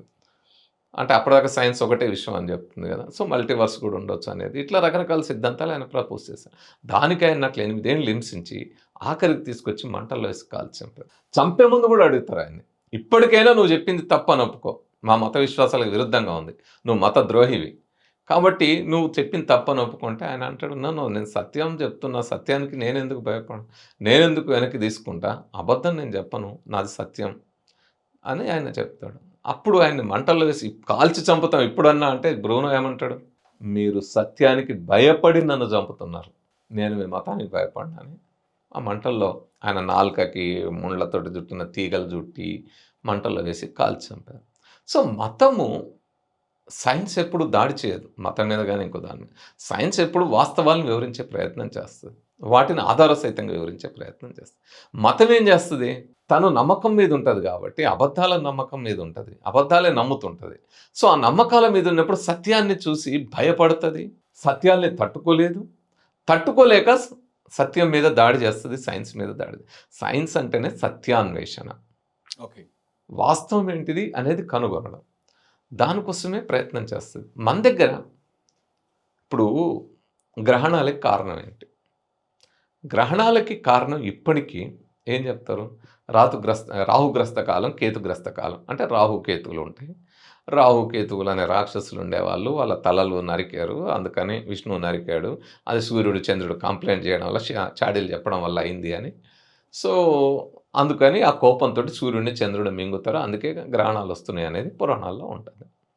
కానీ 1600 ఏళ్ల క్రితం, అంటే దాదాపు 16 శతాబ్దాల క్రితమే ఆర్యభట్ట గ్రహణాలకు కారణం భూమి నీడ చంద్రుడి మీద పడడం, చంద్రుడి నీడ భూమి మీద పడడం, అంటే it is a shadows play అని చెప్పాడు ఆయన. ఎంత ట్రోలింగ్ గురయ్యాడు. మీరు ఈ రోజే మనం ఇంత ట్రోలింగ్ గురవుతున్నాం, ఇంత సైన్స్ డెవలప్ అయిన ఈ కాలంలో ఇదెంత ట్రోలింగ్ గురైతుంది అవుతుంది ఇక అది. సో 1600 years బ్యాక్, అంటే దాదాపు 16 శతాబ్దాల క్రితమే అంత సత్యాన్ని, అంటే మీరు నమ్మింది ఒకటి, బట్ అది కాదు వాస్తవం ఇది అని చెప్పి. ఈరోజు మనం సైంటిఫిక్గా మొత్తం ప్రూవ్ అయింది కదా, షాడోసే కదా, ఎర్త్ షాడో మూన్ మీద పడితే చంద్రగ్రహణం, మూన్ షాడో ఎర్త్ మీద పడితే సూర్యగ్రహణం కదా, ఇది ప్రూవ్ అయింది కదా. సో అయినా కూడా ఇప్పటికీ రాహుగ్రస్త కాలం, కేతుగ్రస్త కాలం అని నమ్మించి, రాహుకేతు గ్రహాలను నమ్మించి మోసాలు చేస్తున్నారు కదా. సో మోసం చేసే వాళ్ళు, అబద్ధాల మీద బ్రతికే వాళ్ళు ఎప్పుడూ కూడా సత్యానికి విరోధులుగా ఉంటారు, సత్యం మీద దాడి చేస్తారు. సో అందుకే సైంటిస్టులు, సైన్స్ నిరంతరం దాడులకు గురవుతుంది. చాలామంది మనం భగత్ సింగ్, రాజ్గురు, సుఖ్దేవ్ లాంటి వాళ్ళు స్వాతంత్రం కోసం పోరాడి వీరమరణం పొందారు. స్పార్టకస్ లాంటి వాళ్ళు బానిసలకి నాయకత్వం వహించి బానిసల తరఫున తిరుగుబాటు చేసి పోరాడిన వాళ్ళు ఉన్నారు. అనేక మంది ప్రాణత్యాగాలు చేశారు. సమ్మక్క సారక్కలు రాజులకి, కాకతీయ రాజులకి వ్యతిరేకంగా యుద్ధం చేసి పోరాడిన వాళ్ళు ఉన్నారు. సో అలాంటి వీరయోధులు చరిత్రలోనే, అంటే సమాజ మార్పు కోసమే కాదు, ఈవెన్ ఒక సత్యాన్ని కనుగొని సత్యాన్ని చెప్పినందుకు కూడా సైన్స్ చరిత్రలో ఇలాంటి అమరత్వం పొందిన వాళ్ళు ఉన్నారు. దాడులకు గురై ప్రాణాలు, ఐపేషియా నుంచి ఇక్కడ చార్వాకుల్ని సజీవ దహనాలు చేసింది. మీరు మహాభారతంలో చూస్తే చార్వాకుడు సజీవ దహనం చేస్తారు. సత్యాన్ని చెప్తే దాడులు జరుగుతాయి, బౌద్ధుల్ని ఉచకోతలకు వస్తారు. కాబట్టి ఏ మతమైనా, ఇప్పుడు ఏ మతం కూడా దానికి, ఇప్పుడు మీరు పోయి ఎక్కడైనా ఒక సత్యాన్ని మాట్లాడండి, ఏ మతం అయినా దాన్ని భరిస్తుందా? ట్రోల్ గురి చేస్తుంది, లేదా దాడులు చేస్తుంది, లేదా చంపుతుంది. అక్కడి నుంచి మొదలు పెడితే, అంటే చార్వాకుల నుంచి మొదలు పెడితే, హైపేషియా నుంచి, గెలీలియో బ్రూనో నుంచి మొదలు పెడితే, కోపర్నికస్, గెలీలియో బ్రూనో నుంచి మొదలు పెడితే, నిన్న మొన్న గౌరీ లంకేష్, గోవింద్ పన్సారే, నరేంద్ర దబోల్కర్ వరకు. నరేంద్ర దబోల్కర్ ఒక పీపుల్స్ డాక్టరు, మూఢనమ్మకాల నిర్మూలన చట్టం కావాలన్నాడు, అందుకే చంపారు కదా. సో ఈ దాడులు నిరంతరం జరుగుతూ ఉంటాయి, వాటిని తట్టుకొని సత్యం ముందుకెళ్తుంది. సత్యానికి దాడులతో కానీ నెంబర్తో కానీ పని ఉండదు. చాలామంది ఏమంటారంటే ఈ దాడులకు మీరు ఎందుకయ్యా దీన్ని ఇట్లా మాట్లాడతారు, అరే బ్రూనో చంపారు, నీకు కూడా అదే గతి పడుతుంది, లేదా నవోదయం దబోల్కర్ గతి పడుతుంది అంటే. నా నెక్స్ట్ క్వశ్చన్ అదే, మీరు మీకు మీద చాలా సార్లు డెత్ థ్రెట్స్ వచ్చినాయి, కానీ మీరు ఎప్పుడు వెనక్కి తగ్గలేదు, అంటే వీళ్ళు ఏమన్నా ఇన్స్పిరేషన్ సార్ మీకు? అంతే కదా. ఇప్పుడు హైపేషియా అంత డెత్ థ్రెట్ ఉండి, ఆల్చిప్పలతో చర్మాన్ని చంపే అంత థ్రెట్ ఉన్నా కూడా ఆ రోజుల్లో 2000 ఏళ్ల క్రితమే ఆగలేదు కదా. Lady scientist. అట్లాగే ఆర్యభట్ట 1600 ఏళ్ల క్రితమే అప్పటిదాకా ఉన్న నమ్మకాలను కాదని తనకు అనుకున్న సత్యాన్ని చెప్పినందుకు ఎంత ట్రోల్కి గురైన ఆయన పుస్తకాలు రాకుండా, ఇటీవల కాలం వరకు అది మనకు తెలియకుండా ఆర్యభట్ట ఏమున్న పోయిన పరిస్థితి కదా. సో అట్లా రాకుండా ఆయన సిద్ధాంతాన్ని మరుగుపరిచి చేయాలని చూసినా అప్పుడు చెప్పాడు కదా. చార్వాకులు అంత సజీవ దహనాలు చేసి, అంత దాడులు చేసి చంపినా కూడా తాము అనుకున్న చెప్పారు తప్ప ఆ సత్యాన్ని ఎప్పుడు ఆపలేదు కదా. వాళ్ళు ఎంత స్పష్టంగా చెప్పారు చార్వాకులు.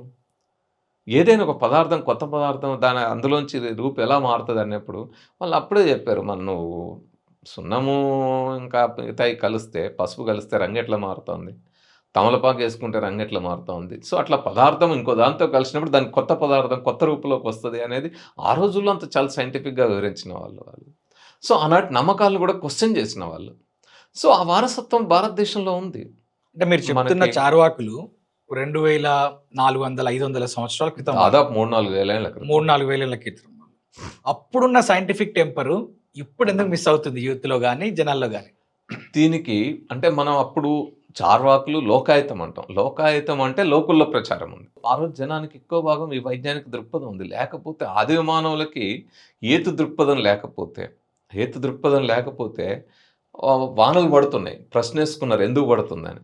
కారణం తెలియలేదు. ఆ రోజున్న పరిమితమైన జ్ఞానం, తెలియంతనం ఈ మొత్తం ప్రకృతి గురించి అంత అవగాహన లేని కాలం. సో అవగాహన లేనప్పుడు ఏదో మనకు అతీతమైంది, మనకు తెలియని శక్తి ఏదో ఉందని ఊహించుకొని వానదేవుడు రకరకాల పేర్లు పెట్టుకున్నారు. కానీ అక్కడే ఆగిపోలే. ఆ దేవుడిని పూజిస్తూ మానవ మేధస్సు ఆగిపోలా. నో ఈ శక్తి కాదు, ఏదో సంథింగ్ ప్రకృతిలో ఇన్ని ఘటనలు జరుగుతూ ఉన్నాయి. దీనికి ఇది కారణమైనప్పుడు, దీనికి ఇది కారణమైనప్పుడు వాన పడడానికి కూడా ఏదో కారణం ఉంటుంది కదా అనుకుంటే జలచక్రం అర్థమైంది. ఈరోజు మేఘాలని మదించి మేఘమదనం చేసి వానలు కురిపించుకుంటున్నాం. వానలు పడకుండా చేసుకునే టెక్నాలజీ కూడా ఆ మేఘాలని పక్కకు పంపించి ఇట్లా విజ్ఞానం అభివృద్ధి అయింది. సో ప్రశ్నించే తత్వం నుంచి ఇక్కడ దాకా వచ్చినాం.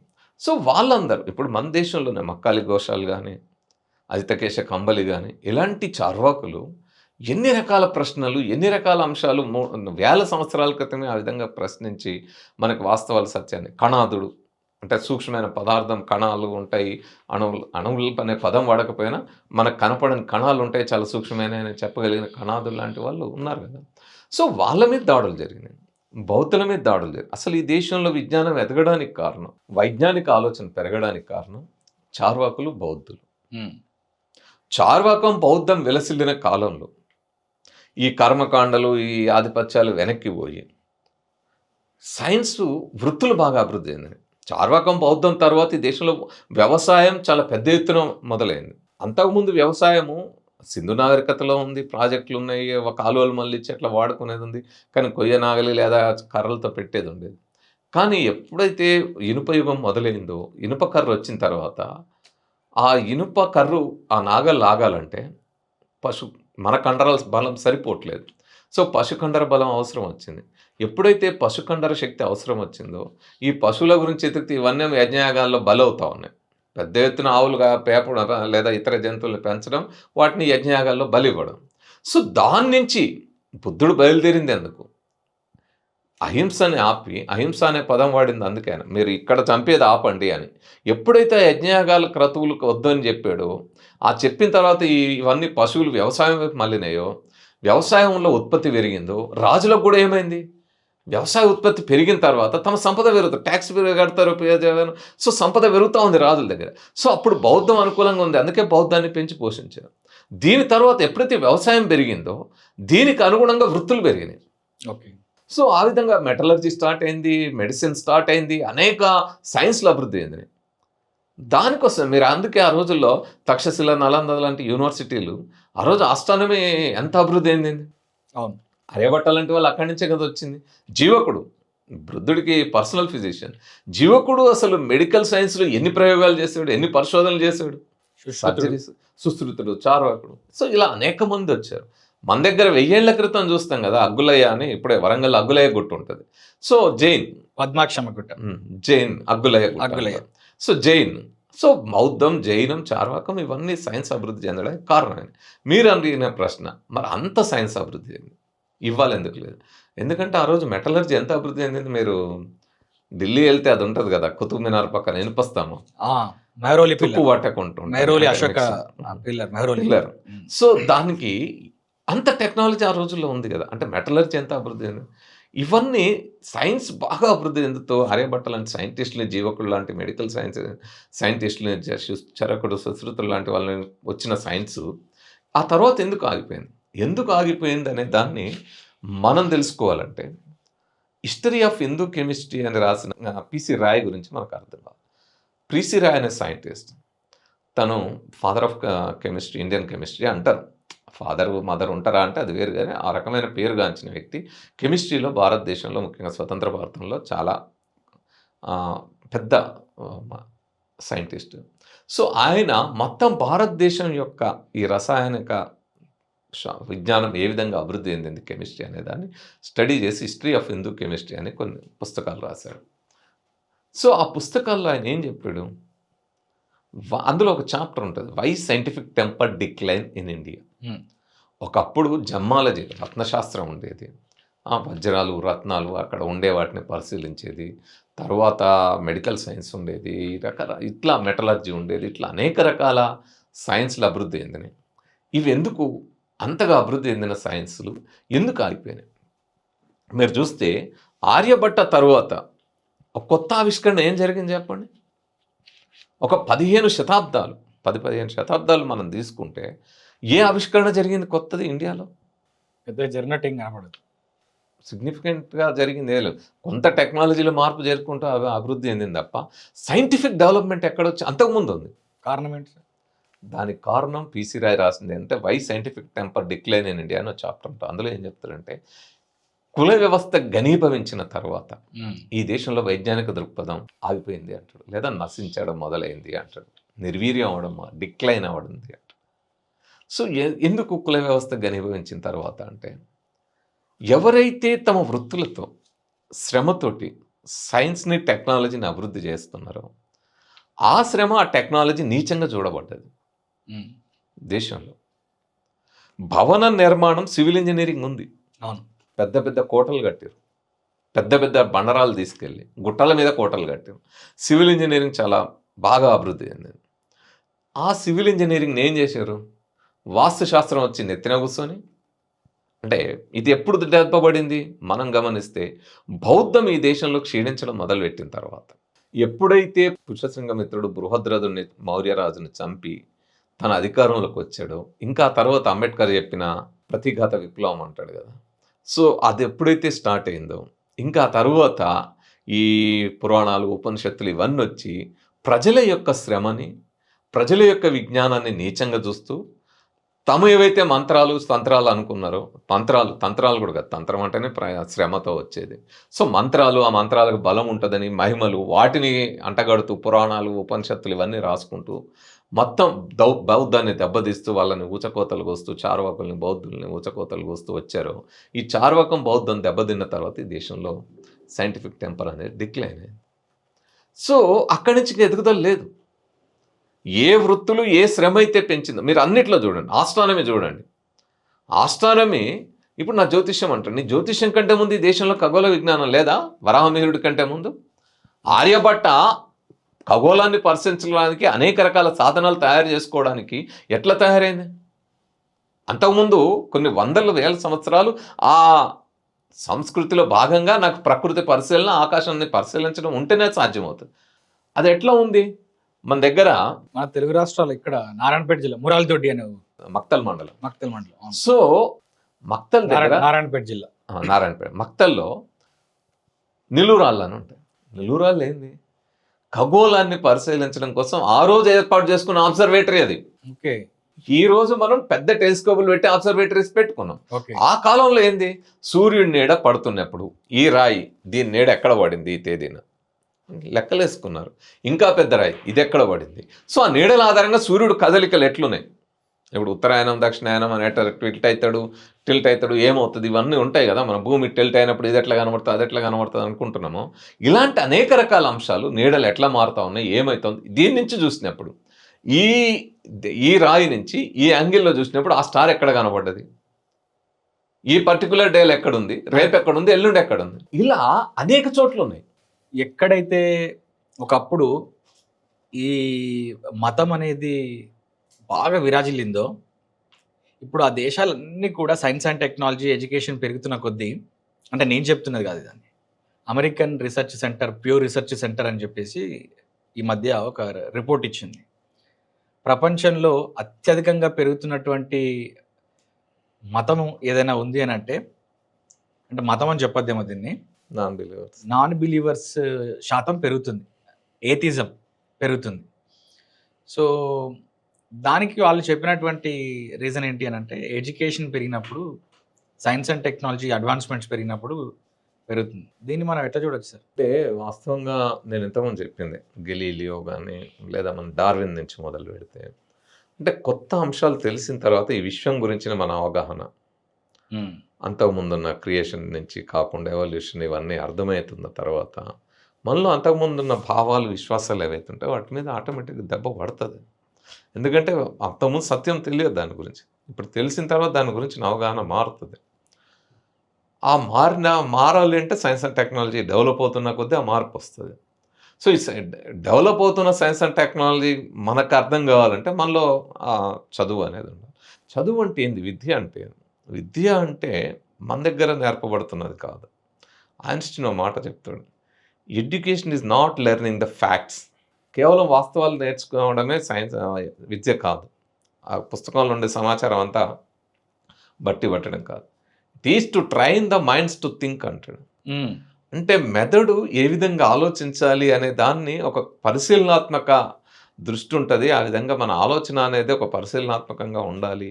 ఆ కుతూహలం, ఆ జిజ్ఞాసని రేకెత్తించే విధంగా ఉన్నప్పుడు ఇది సాధ్యమవుతుంది. సో ఆ రకమైన చదువు ఎక్కడైతే అభివృద్ధి చెందుతుందో అక్కడ ఖచ్చితంగా ఈ దైవభావన కానీ, విశ్వాసాలు కానీ, నమ్మకాలు కానీ ఎవరు ఏ ప్రయత్నం లేకుండానే అయిపోతాయి.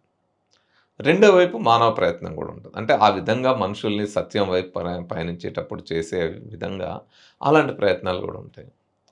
కాబట్టి విద్య అనేది అంటే విద్య అంటే మళ్ళీ నేను చెప్పే చదువు అనేది కేవలం అక్షర జ్ఞానం ఉంటే దాన్ని చదువు అనం. మనిషి మెదడు ఆలోచించడం మొదలెడు. అంతే కదా, మిగతా జీవజాతులకు లేనిది మనకు మాత్రమే ఉన్న ఒక ప్రత్యేకమైన అంశం ఏంటి? ఒక ప్రత్యేకమైన ఉన్నతమైన సంక్లిష్టమైన ఆర్గాన్ సిస్టమ్ ఏదైనా ఉంది అంటే అది brain, nervous system. Human Homo sapiens యొక్క నర్వస్ సిస్టమ్. మన నర్వస్ సిస్టంలో బ్రెయిన్. ఈ బ్రెయిన్ ఈ విధంగా పనిచేసే బ్రెయిన్ మిగతా జీవులకు లేదు. అందుకే మనం మిగతా జీవులు ప్రకృతిలో దొరికే ముడిసరుకు రా మెటీరియల్ ఏదైతే ఉంటుందో నేచర్లో దొరికే రా మెటీరియల్గానే వాడుకుంటాయి. వాటికి దాన్ని ప్రాసెస్ చేయడం కానీ ఇంకో రకంగా వాడుకోవడం కానీ తెలియదు. ఈవెన్ రా మెటీరియల్ వాడుకోవడం కూడా చాలా రకాలు, ఓన్లీ తిండికి తప్ప వాటి వేరే రా మెటీరియల్ వాడుకోవడం కూడా తెలియదు వాటికి.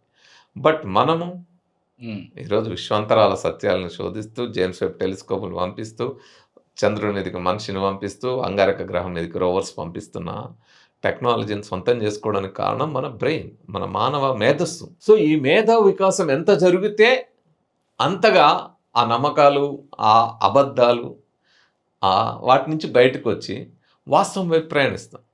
కానీ జనం ఏమనుకుంటారంటే మతం ఉంది అంటే, మతం ఎందుకు ఉండాలి అంటే వాస్తవం తెలిస్తే నాకు భయం అవుతుంది అనుకుంటారు. అంటే నువ్వు చనిపోతావు అనే సత్యం నీకు తెలిసిందనుకో, సాగుకుంటుంటే బాగుండు, బతుకు మీద తీపి పెరుగుతుంది అనుకుంటారు. కానీ చనిపోతావు అనే వాస్తవం తెలిసిన తర్వాత ఈ భూమి మీద జీవికి ఒక పరిధి ఉంది, జీవం అనే దానికి ఒక పరిధి ఉంది. ఈ పరిణామంలో వచ్చిన జీవము కొన్ని జీవులు గంటలు ఉండొచ్చు, రోజులు ఉండొచ్చు, నెలలు ఉండొచ్చు, సంవత్సరాలు ఉండొచ్చు, దశాబ్దాలు ఉండొచ్చు, శతాబ్దాలు బతికే కూడా కొన్ని ఉండొచ్చు. కానీ ఏదైనా దానికి ఆ పరిధి ఉంది. అది దాటి 1000 ఏళ్ళు, 2000 ఏళ్ళు, 10,000 ఏళ్ళు బ్రతుకుతామంటే బ్రతికే జీవి ఏం లేదు. మనిషికి 120 మ్యాక్సిమం, అంతకంటే ఎక్కువ బ్రతుకు లేదు అనేది అర్థమైన తర్వాత చావు గురించిన భయం ఎందుకు ఉంటుంది? అది తెలిసిన తర్వాత ఆ భయం ఎందుకు ఉంటుంది? ఇది నేను ఉత్తగా చెప్పట్లా, నేను చావు అంచుల వరకు వెళ్ళి చెప్తున్నా. చావు ఎలా ఉంటుందో చూసి వచ్చి చెప్తాను. ఇప్పటికీ నేను కొద్దిగా వేగంగా నడిచిన ఇంకోటి ఏదైనా కళ్ళు తిరిగి లేకపోతే గిడ్డినెస్ వచ్చి పడిపోయే పరిస్థితి, హార్ట్ ప్రాబ్లం. సో అంటే ఇది ఎక్కడి నుంచి వస్తుంది? నాకే కాదు, నాకంటే ఉన్నతంగా ఉన్న వాళ్ళని చూస్తాను నేను.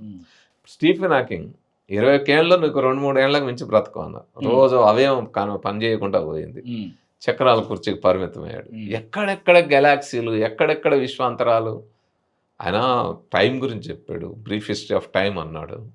తర్వాత black holes and mini universes అన్నాడు. అసలు బ్లాక్ హోల్స్లో ఎవరు కనిపెట్టింది అన్నీ గ్రావిటీ, బ్లాక్ హోల్స్ యొక్క గ్రావిటీ అన్నీ లాక్కుంటుంది అన్నారు. కానీ ఆయన ఏం చెప్పాడు? లేదు, రేడియేషన్ అక్కడి నుంచి వెలువడుతుంది అన్నాడు. దాన్ని హాకింగ్ రేడియేషన్ అంటాం. సో అట్లా అదే కాదు, అసలు ఈ యూనివర్సు, ఈ స్టార్స్, వీటన్నిటి గురించి అనేక సిద్ధాంతాలు తయారు చేసి ఆయన theory of everything, the grand design, ఇలాంటి అనేక రకాల సిద్ధాంతాలు ప్రతిపాదించి సత్యాల్ని, ఆయనకేంటి కాలు పనిచేయదు, చెయ్యి పనిచేయదు, కళ్ళు చూస్తాయి, మెదడు పనిచేస్తుంది అంతే. నోరు కూడా మాట రాదు కదా, కనురెప్పలు కూడా కొట్టలేదు. మెదడు పని చేస్తే చాలు మనిషికి. సో ఆ మెదడు అభివృద్ధి చెందాలి, ఆ మేధో వికాసం జరగాలంటే ఆ రకమైన చదువు ఉండాలి. ఎప్పుడైతే ఆ విజ్ఞానం మన మేధస్సు సొంతం చేసుకుంటుందో అప్పుడు మనుషులు ఉన్నతంగా ఎదుగుతారు. అందుకే మీరు చెప్పినట్టు ఈ నాన్ బిలీవర్స్ పెరగడం అనేది ఎప్పుడైతే సైన్స్ అండ్ టెక్నాలజీ పెరిగి ఆ రకమైన చదువు విద్య పెరుగుతుందో అక్కడ అసలు బిలీవ్ చేయాల్సిన అవసరం లేదు. అక్కడ నాకు అవసరం లేదు, నేను ఏదో అతీత శక్తి మీద ఆధారపడాల్సిన అవసరం లేదు, డిపెండ్ అవ్వాల్సిన అవసరం లేదు. నేను సెల్ఫ్ రిలయంట్గా నేను ఉన్నంతకాలం నేను ఉండగలుగుతాను. నేనేదో చనిపోయిన తర్వాత నాది ఎక్కడికో పోతుంది అని నేను ఆఫ్టర్ లైఫ్ గురించి ఆలోచించేది లేదు. ఎందుకని ఆఫ్టర్ లైఫ్ అనేది లేదు అని తెలిసిన తర్వాత నాకు స్వర్గ నరకాల భయం ఎందుకు ఉంటుంది? అంతిమ దినాలు, తీర్పు దినాల భయం నాకు ఎందుకు ఉంటుంది? ఒక వాస్తవం తెలిసిన తర్వాత, వాస్తవం తెలియనప్పుడు ఆ గ్రంథాల్లో చెప్పిన భయాన్ని పట్టుకొని ఉంటారు. సో మతాలన్నీ ఆఫ్టర్ లైఫ్ థియరీ మీద బేస్ చేసుకొని లేదేది అదే పబ్బం గడుపుతున్నాయి మతాలు, ఏ మతమైనా అంతే, నాట్ వన్ సింగిల్ పర్టికులర్ మతం, ఎవరైనా అంతే. సో అందుకే మనకు బుద్ధుడు 2500 ఏళ్ల క్రితమే ఒక మాట చెప్పాడు, 2500 years బ్యాక్. ఏం చెప్పాడు? పవిత్ర గ్రంథాల్లో ఉందని కానీ, మహానుభావులు చెప్పారని కానీ, చివరికి నేను చెప్పింది కూడా మూఢంగా నమ్మకం. నీకై నువ్వు తార్కికంగా ఆలోచించి శోధించి సత్యాన్ని తెలుసుకో అన్నాడు. అద్భుతమైన మాట. నువ్వు మెథడ్ ఆఫ్ సైన్స్ అదే కదా, సైంటిఫిక్ టెంపర్ అంటే అదే కదా. యూ హ్యావ్ టు సైన్స్ అంటేనే ఏంది? సత్యాన్వేషణ, search for the truth. So సత్యాన్ని అన్వేషించు, ఎవరు చెప్పింది నమ్మకం అన్నాడు, నేను చెప్పింది కూడా నమ్మకం అన్నాడు. How to question everything. So Einstein అదే చెప్తాడు కదా, క్వశ్చన్ ఎవ్రీథింగ్ అంటాడు. ప్రతిదాన్ని ప్రశ్నించి సందేహించు, దాంట్లో సత్యాన్ని తెలుసుకునే ప్రయత్నం చేయి. అంతేగాని 2000 ఏళ్ల క్రితం, 1000 ఏళ్ల క్రితం, 3000 ఏళ్ల క్రితం మా గ్రంథాల్లో ఉంది, మేము రాసింది, దీన్ని నమ్మండి, దీన్నే పట్టుకోండి అంటే దాన్నే పట్టుకొని వేలాడితే మేధస్సు అక్కడి నుంచి ఎదగదు కదా. మేధస్సు అక్కడే అయిపోతుంది. 2000 ఏళ్ల క్రితం, 1000 ఏళ్ల క్రితం ఆగిపోతుంది మేధస్సు, ఇంకొక అడుగు కూడా ముందు పడదు. కానీ మనిషిలో ఉండే హేతుతత్వం ఏదైతుందో, ప్రశ్నించే తత్వం ఏదైతుందో, ప్రతిదానికి ఒక కారణం ఉంటుంది, ఆ కారణాన్ని నేను వెతకాలనే తత్వం మీద, ఆ సెర్చింగ్, ఆ శోధించే తత్వం ఏదంటో అది శోధన, పరిశోధన, సెర్చ్ అండ్ రీసెర్చ్ వైపు తీసుకెళ్ళి మనం వైజ్ఞానికంగా ఎదగడానికి తోడ్పడుతుంది. సో ఆ విధంగా ఎదుగుతుంది కాబట్టి మీరన్న నాన్ బిలీవర్స్ సంఖ్య కానీ, ఎథిజం కానీ, ఆ దేశాల్లో ఎక్కడైతే ఈ శోధన, పరిశోధన అనే పద్ధతుల్లో మనిషి యొక్క మేధస్సు ఎదుగుతుందో అక్కడే సాధ్యమవుతుంది. ఇప్పుడు ఇండియన్ హిస్టరీ తీసుకుంటే ఓల్డెస్ట్ సివిలైజేషన్ ఏదైనా ఉంది అని అంటే ప్రాచీన నాగరికత మన సింధు నాగరికత ఇండియన్ సబ్ కాంటినెంట్ మీద జరిగింది. ఆ రోజుల్లో ఉన్నటువంటి చార్వాకులు కావచ్చు, ఆజీవకులు కావచ్చు, లేకపోతే ఈవెన్ బుద్ధిజం కూడా ఒక నాన్ బిలీవర్ సెక్టే కదా అది కూడా. బుద్ధిజం కూడా అంటే ది ఆర్గ్యుమెంటేటివ్ ఇండియన్ అనే పుస్తకంలో అమర్త్య సేన్, నోబెల్ లారెట్ అమర్త్య సేన్ గారు చెప్పిన విషయం ఏంటి అని అంటే, ఒకప్పుడు ఉన్న సైంటిఫిక్ టెంపర్ ప్రస్తుతం ఉన్నటువంటి యూత్లో కానీ, జనాల్లో కానీ అది లోపిస్తుంది. ఒకప్పుడు భారతదేశంలో బౌద్ధము, జైనము ప్యారలల్గా ఎగ్జిస్ట్ అయినాయి. ఒకప్పుడు చార్వాకులు భౌతికవాదాన్ని, యోగా చారుడైనటువంటి వాళ్ళు యోగా ఇంకా ఎన్నో రకాలైనటువంటి తత్వాలు ప్యారలల్గా ఎగ్జిస్ట్ అయినాయి. ఎక్కడ కూడా వేటి మధ్యన యుద్ధాలు జరగలేదు. బట్ ఇప్పుడు మనిషి ఆలోచించలేకపోతున్నాడు అని చెప్పాడు ఆయన. అంటే ఓకే, అమర్త్య సేన్ అక్కడికి ఆగిపోయాడు. నేను ఎంతమంది చెప్తున్నది ఆ scientific temper decline in India, PC Ray కానీ, ఆ తర్వాత వచ్చిన అనేక భౌతికవాద ఆలోచనలు కానీ, ఈ ఎదిగిన భౌతికవాదం ఎక్కడికి పోయింది? ఆ రోజుల్లో ఉండేది, వాటి మధ్య తాత్వికపరమైన ఘర్షణ ఉండేది. కానీ ఇది ఘర్షణ దగ్గరే ఆగిపోకుండా, అంటే తాత్వికపరమైన ఘర్షణ దగ్గరే ఆగిపోకుండా దాని మీద దాడి జరిగింది. ఇప్పుడు ఈ దేశంలో శ్రమజీవులు విజ్ఞానం పెరగడానికి కారణమైనారు. మీరు చెప్పిన బౌద్ధం, బుద్ధుడు ఎక్కడ దేవుడు గురించి చెప్పలేదు, దేవుడు నమ్మలేదు. అందుకే వాళ్ళు రాసుకున్న సర్వదర్శన సంగ్రహం అనే గ్రంథాల్లోనే నాస్తికవాద దర్శనాల్లో చార్వాకం, బౌద్ధం, జైనం లాంటివి రాసుకున్నారు. సో ఆ రకంగా ఉన్నవి. అయితే ఇది ఎదిగిన క్రమంలో బౌద్ధం వచ్చిన తర్వాత ఈ దేశంలో చాలా వృత్తులు పెరిగినాయి. ఆ వృత్తుల ఆధారంగానే సైన్స్ పెరిగింది, ఇంతకుముందే మనం మాట్లాడుకున్నాం. సో ఆ విధంగా పెరిగిన సైన్స్ ఎందుకు దెబ్బపడ్డదంటే ఈ సైన్స్, ఈ వైజ్ఞానిక ఆలోచన ఒకవైపు చార్వాకుల మీద దాడి చేసి సజీవంగా దహనాలు చేయడము, నరకడము, వాళ్ళ తలలకు వెలలు కట్టడం, బౌద్ధులను ఆ విధంగా చేయడము, అంటే బౌద్ధాన్ని ఈ దేశం నుంచి తరిమేసిరు. చార్వాకం ప్రశ్నించకుండా ఆగిపోయే స్థితికి తీసుకొచ్చారు భౌతికదారులతో. రెండో వైపు ఏం జరిగింది? ఏ వృత్తులైతే సైంటిఫిక్గా అంటే టెక్నాలజీ సైన్స్ ఎదగడానికి కారణమైన సైన్స్ అంటే ఏంటంటే ప్రాక్టికల్ ఆచరణ. నేను మాటలు చెప్తే కుదరదు. మంత్రాలు చదువుతేనో ప్రేయర్ చేస్తేనో నమాజ్ చేస్తేనో వస్తువు తయారు కాదు. నా శ్రమ మనిషి కష్టం నుంచి ఒక వస్తువు అంటే ఒక సైన్స్ని డెవలప్ చేసుకుంటారు. శ్రమ చేయాలి, ఆ శ్రమ నుంచే తయారవుతుంది. అట్లనే మీరు చూడండి, చేనేత, బట్టలు నేయడం, కుండలు చేయడం, అనేక రకాల వృత్తులు వాటి నుంచి డెవలప్ అయ్యి అక్కడి నుంచి సైన్స్ అభివృద్ధి అయింది. కానీ దీన్ని ఏం చేశారు, ఈ వృత్తులు అభివృద్ధి చెందుతున్నాయి కాబట్టి ఎప్పుడైతే నేను ఇంతకుముందు చెప్పిన పురుషశృంగ మిత్రుడు, ఆ తర్వాత ప్రతిగత విప్లవం ఇవన్నీ జరిగినాయి, ఆదిశంకరాచార్యుడు ఇంకా అనేక మంది బయలుదేరి వాళ్ళు వైదిక సంస్కృతిని పెంపొందిస్తూ మనుస్మృతి కానీ, పరాశర స్మృతి కానీ, ఈ జ్యోతిష్యాలు కానీ, లేకపోతే అదే బృహత్ సంహితలు లాంటివి కానీ, బృహత్ జాతకాలు కానీ, లేకపోతే ఉపనిషత్తులు, పురాణాలు ఇవన్నీ రాసి వీటన్నిటిలో కూడా ఈ శ్రమజీవుల సంస్కృతి ఏదైతే ఉందో వైజ్ఞానిక సంస్కృతి, దీన్ని నీచంగా చూడడం, దీన్ని కించపరిచేటట్టు చేయడం. ఇప్పుడు నువ్వు ఎంత చెక్కి ఎంత పెద్ద బిల్డింగ్ కట్టినా నీ శ్రమకి విలువ లేదు. ఎందుకంటే నువ్వు చాకరీ చేయడానికి పుట్టినావు, శూద్రుడు కదా.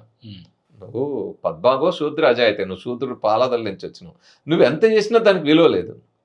బ్రాహ్మణోస్య ముఖమాసిత్, నేను ముఖం నుంచి వచ్చిన కాబట్టి నేను చదివిన మంత్రానికి విలువ ఉంటుంది. అందుకే ఏం చేయాలి, వాస్తు పేరుతో అక్కడ వచ్చి పూజ చేసుకొని ఆవును తీసుకొచ్చి మీ ఇంట్లో మూత్రం పోయిస్తే అక్కడ 2 మంత్రాలు చదివితే అప్పుడు ఇల్లు పవిత్రం అవుతుంది. తర్వాత ఖగోళ విజ్ఞానం ఆర్యభట్ట చెప్తే వీళ్ళేమన్నారు, రాసులు ఈ సిద్ధాంతాలు ఇవన్నీ తెచ్చేసి దీనికి కంటగట్టేసి జ్యోతిష్యం తెచ్చారు. ఎప్పుడైతే జ్యోతిష్యం ఈ దేశంలోకి వచ్చిందో ఖగోళ విజ్ఞానానికి దెబ్బపడింది. జ్యోతిష్యం శాస్త్రం కదా సార్? శాస్త్రమేమో, సైన్స్ అయితే కాదు. సైన్స్ కాదు, జ్యోతిష్యం is not science. Okay. Yoga yoga yoga is not science. Yoga is different from exercise. ఎందుకంటే యోగా ఫస్ట్ మొదలైంది ఎక్కడ, యోగా మొదలైంది పతంజలి మొదలుపెట్టిందే మన ఆత్మని శుద్ధి చేసుకోవడానికి, లేదా మనసుని ఆత్మతోటి అనే రకరకాల పద్ధతుల్లో దాన్ని తయారు చేసి, అంటే లోపల ఏదో జరుగుతుంది అంటే ఆ రోజుకి మెదడు పని విధానం, మనసు గురించి అర్థం కాని కాలంలో తయారు చేసుకున్నది. ధ్యానంతో ఏదో శక్తులు వస్తాయని, యోగాలో రకరకాలు ఉన్నాయి కదా. ఇప్పుడు మనం చేసేది ఒకటి యోగా, ఇవన్నీ చేసి ఆసనాలు వేసేది ఫిజికల్, కానీ యోగాలు చాలా ఉన్నాయి. కర్మయోగా అంటారు, అదేంది భక్తి యోగా అంటారు, ఇట్లా రకరకాల యోగాలు ఉన్నాయి. రాజయోగం అంటారు. సో రకరకాల పద్ధతులు ఉన్నాయి. ఇవన్నీ సిద్ధయోగ, అన్నిటికంటే ముఖ్యం సిద్ధయోగ. యోగా చేస్తే సిద్ధులు వస్తాయని ఇట్లాంటి అనేక రకం. ఏదో ఒక ఎక్సర్సైజ్ చేయడం కోసం నీకు ఏ పని లేకుండా మంత్రాలు చదవకుండా కూర్చునే వాళ్ళు చేసుకునే యోగా, అదేదో ఎక్సర్సైజ్ వాళ్ళు చేసుకోవచ్చు. కానీ రోజు పని చేసే కష్టజీవికి, శ్రమజీవికి ఎక్సర్సైజ్ కావాలి. నాకు పొలం ఒక 1 ఎకరం దిన్నితే అప్పుడు ఏ యోగా అవసరం ఉంటుంది? సో అందుకని అదన్నీ డిఫరెన్స్. అక్కడ దాన్ని ఉన్నతంగా తెచ్చిరు, ఈ దున్నేది నా శ్రమని ద్వారా ఆరోగ్యం ఉంటుందని చెప్పలే కదా ఎక్కడన్నా, చెప్పిందా ఏ గ్రంథం అని? సో ఇక్కడ కదా ఉంది ఆరోగ్యం, నీ శ్రమలో కదా ఉంటుంది. శ్రమ చేయకుండా కూర్చొని యోగా చేసుకుంటూ కూర్చుంటే ఎట్లా? మీకు దేవరాజ్ మహారాజు గారు తెలుసు కదా సార్, సైన్స్ గురించి ఇలాంటి అంశాల గురించి బాగా రాస్తుంటారు. విస్తృతమైనటువంటి లిటరేచర్ ఉంటుంది ఆయన పుస్తకాలు. మీరేమో చెప్తారు, ఆయనేమో రాస్తారు. సో రీసెంట్గా మొన్న జూన్ 2 నాడు అనుకుంటా, 22 నాడు అనుకుంటా, యోగా డే జరిగింది కదా. యోగా డే జరిగిన రోజు, ఇంటర్నేషనల్ యోగా డే జరిగిన రోజు యోగాని సైన్స్ అప్రూవ్ చేయదు అన్నప్పుడు ఆయన 2-3 పాయింట్స్ చెప్పింటారు. పాయింట్ నెంబర్ 1 ఏంటి అని అంటే, హోమోసాపిన్ అనేది హోమో ఎరెక్టస్, స్ట్రైట్ గా నిలబడడానికి ఎన్నుముక తయారై ఉన్నది. దీని వెనుకకు ముందుకు వంచితే దాని డ్యామేజ్ అవుతుంది. యోగాచార్యుల యొక్క శిష్యులందరికీ కూడా మోకాళ్ళ నొప్పులు విపరీతంగా ఉంటాయి. అందుకే రామ్దేవ్ బాబా కూడా కీళ్ళ మార్పిడి చేసుకున్నారు. ప్రతి ఒక్క యోగా గురువు కీళ్ళ మార్పిడి ఏదో ఒక టైంలో చేసుకోవాల్సిన అవసరం వస్తుంది. ఎందుకనంటే వాటి మీద అంత స్ట్రెస్ పెట్టద్దు. ఇది మన ఆసనం ఉంటుంది కదా, 2 కాళ్ళ మధ్యన నమాజ్ చేసి కూర్చున్నట్టు ఒక ఆసనం ఉంటుంది కదా, అదొకటి.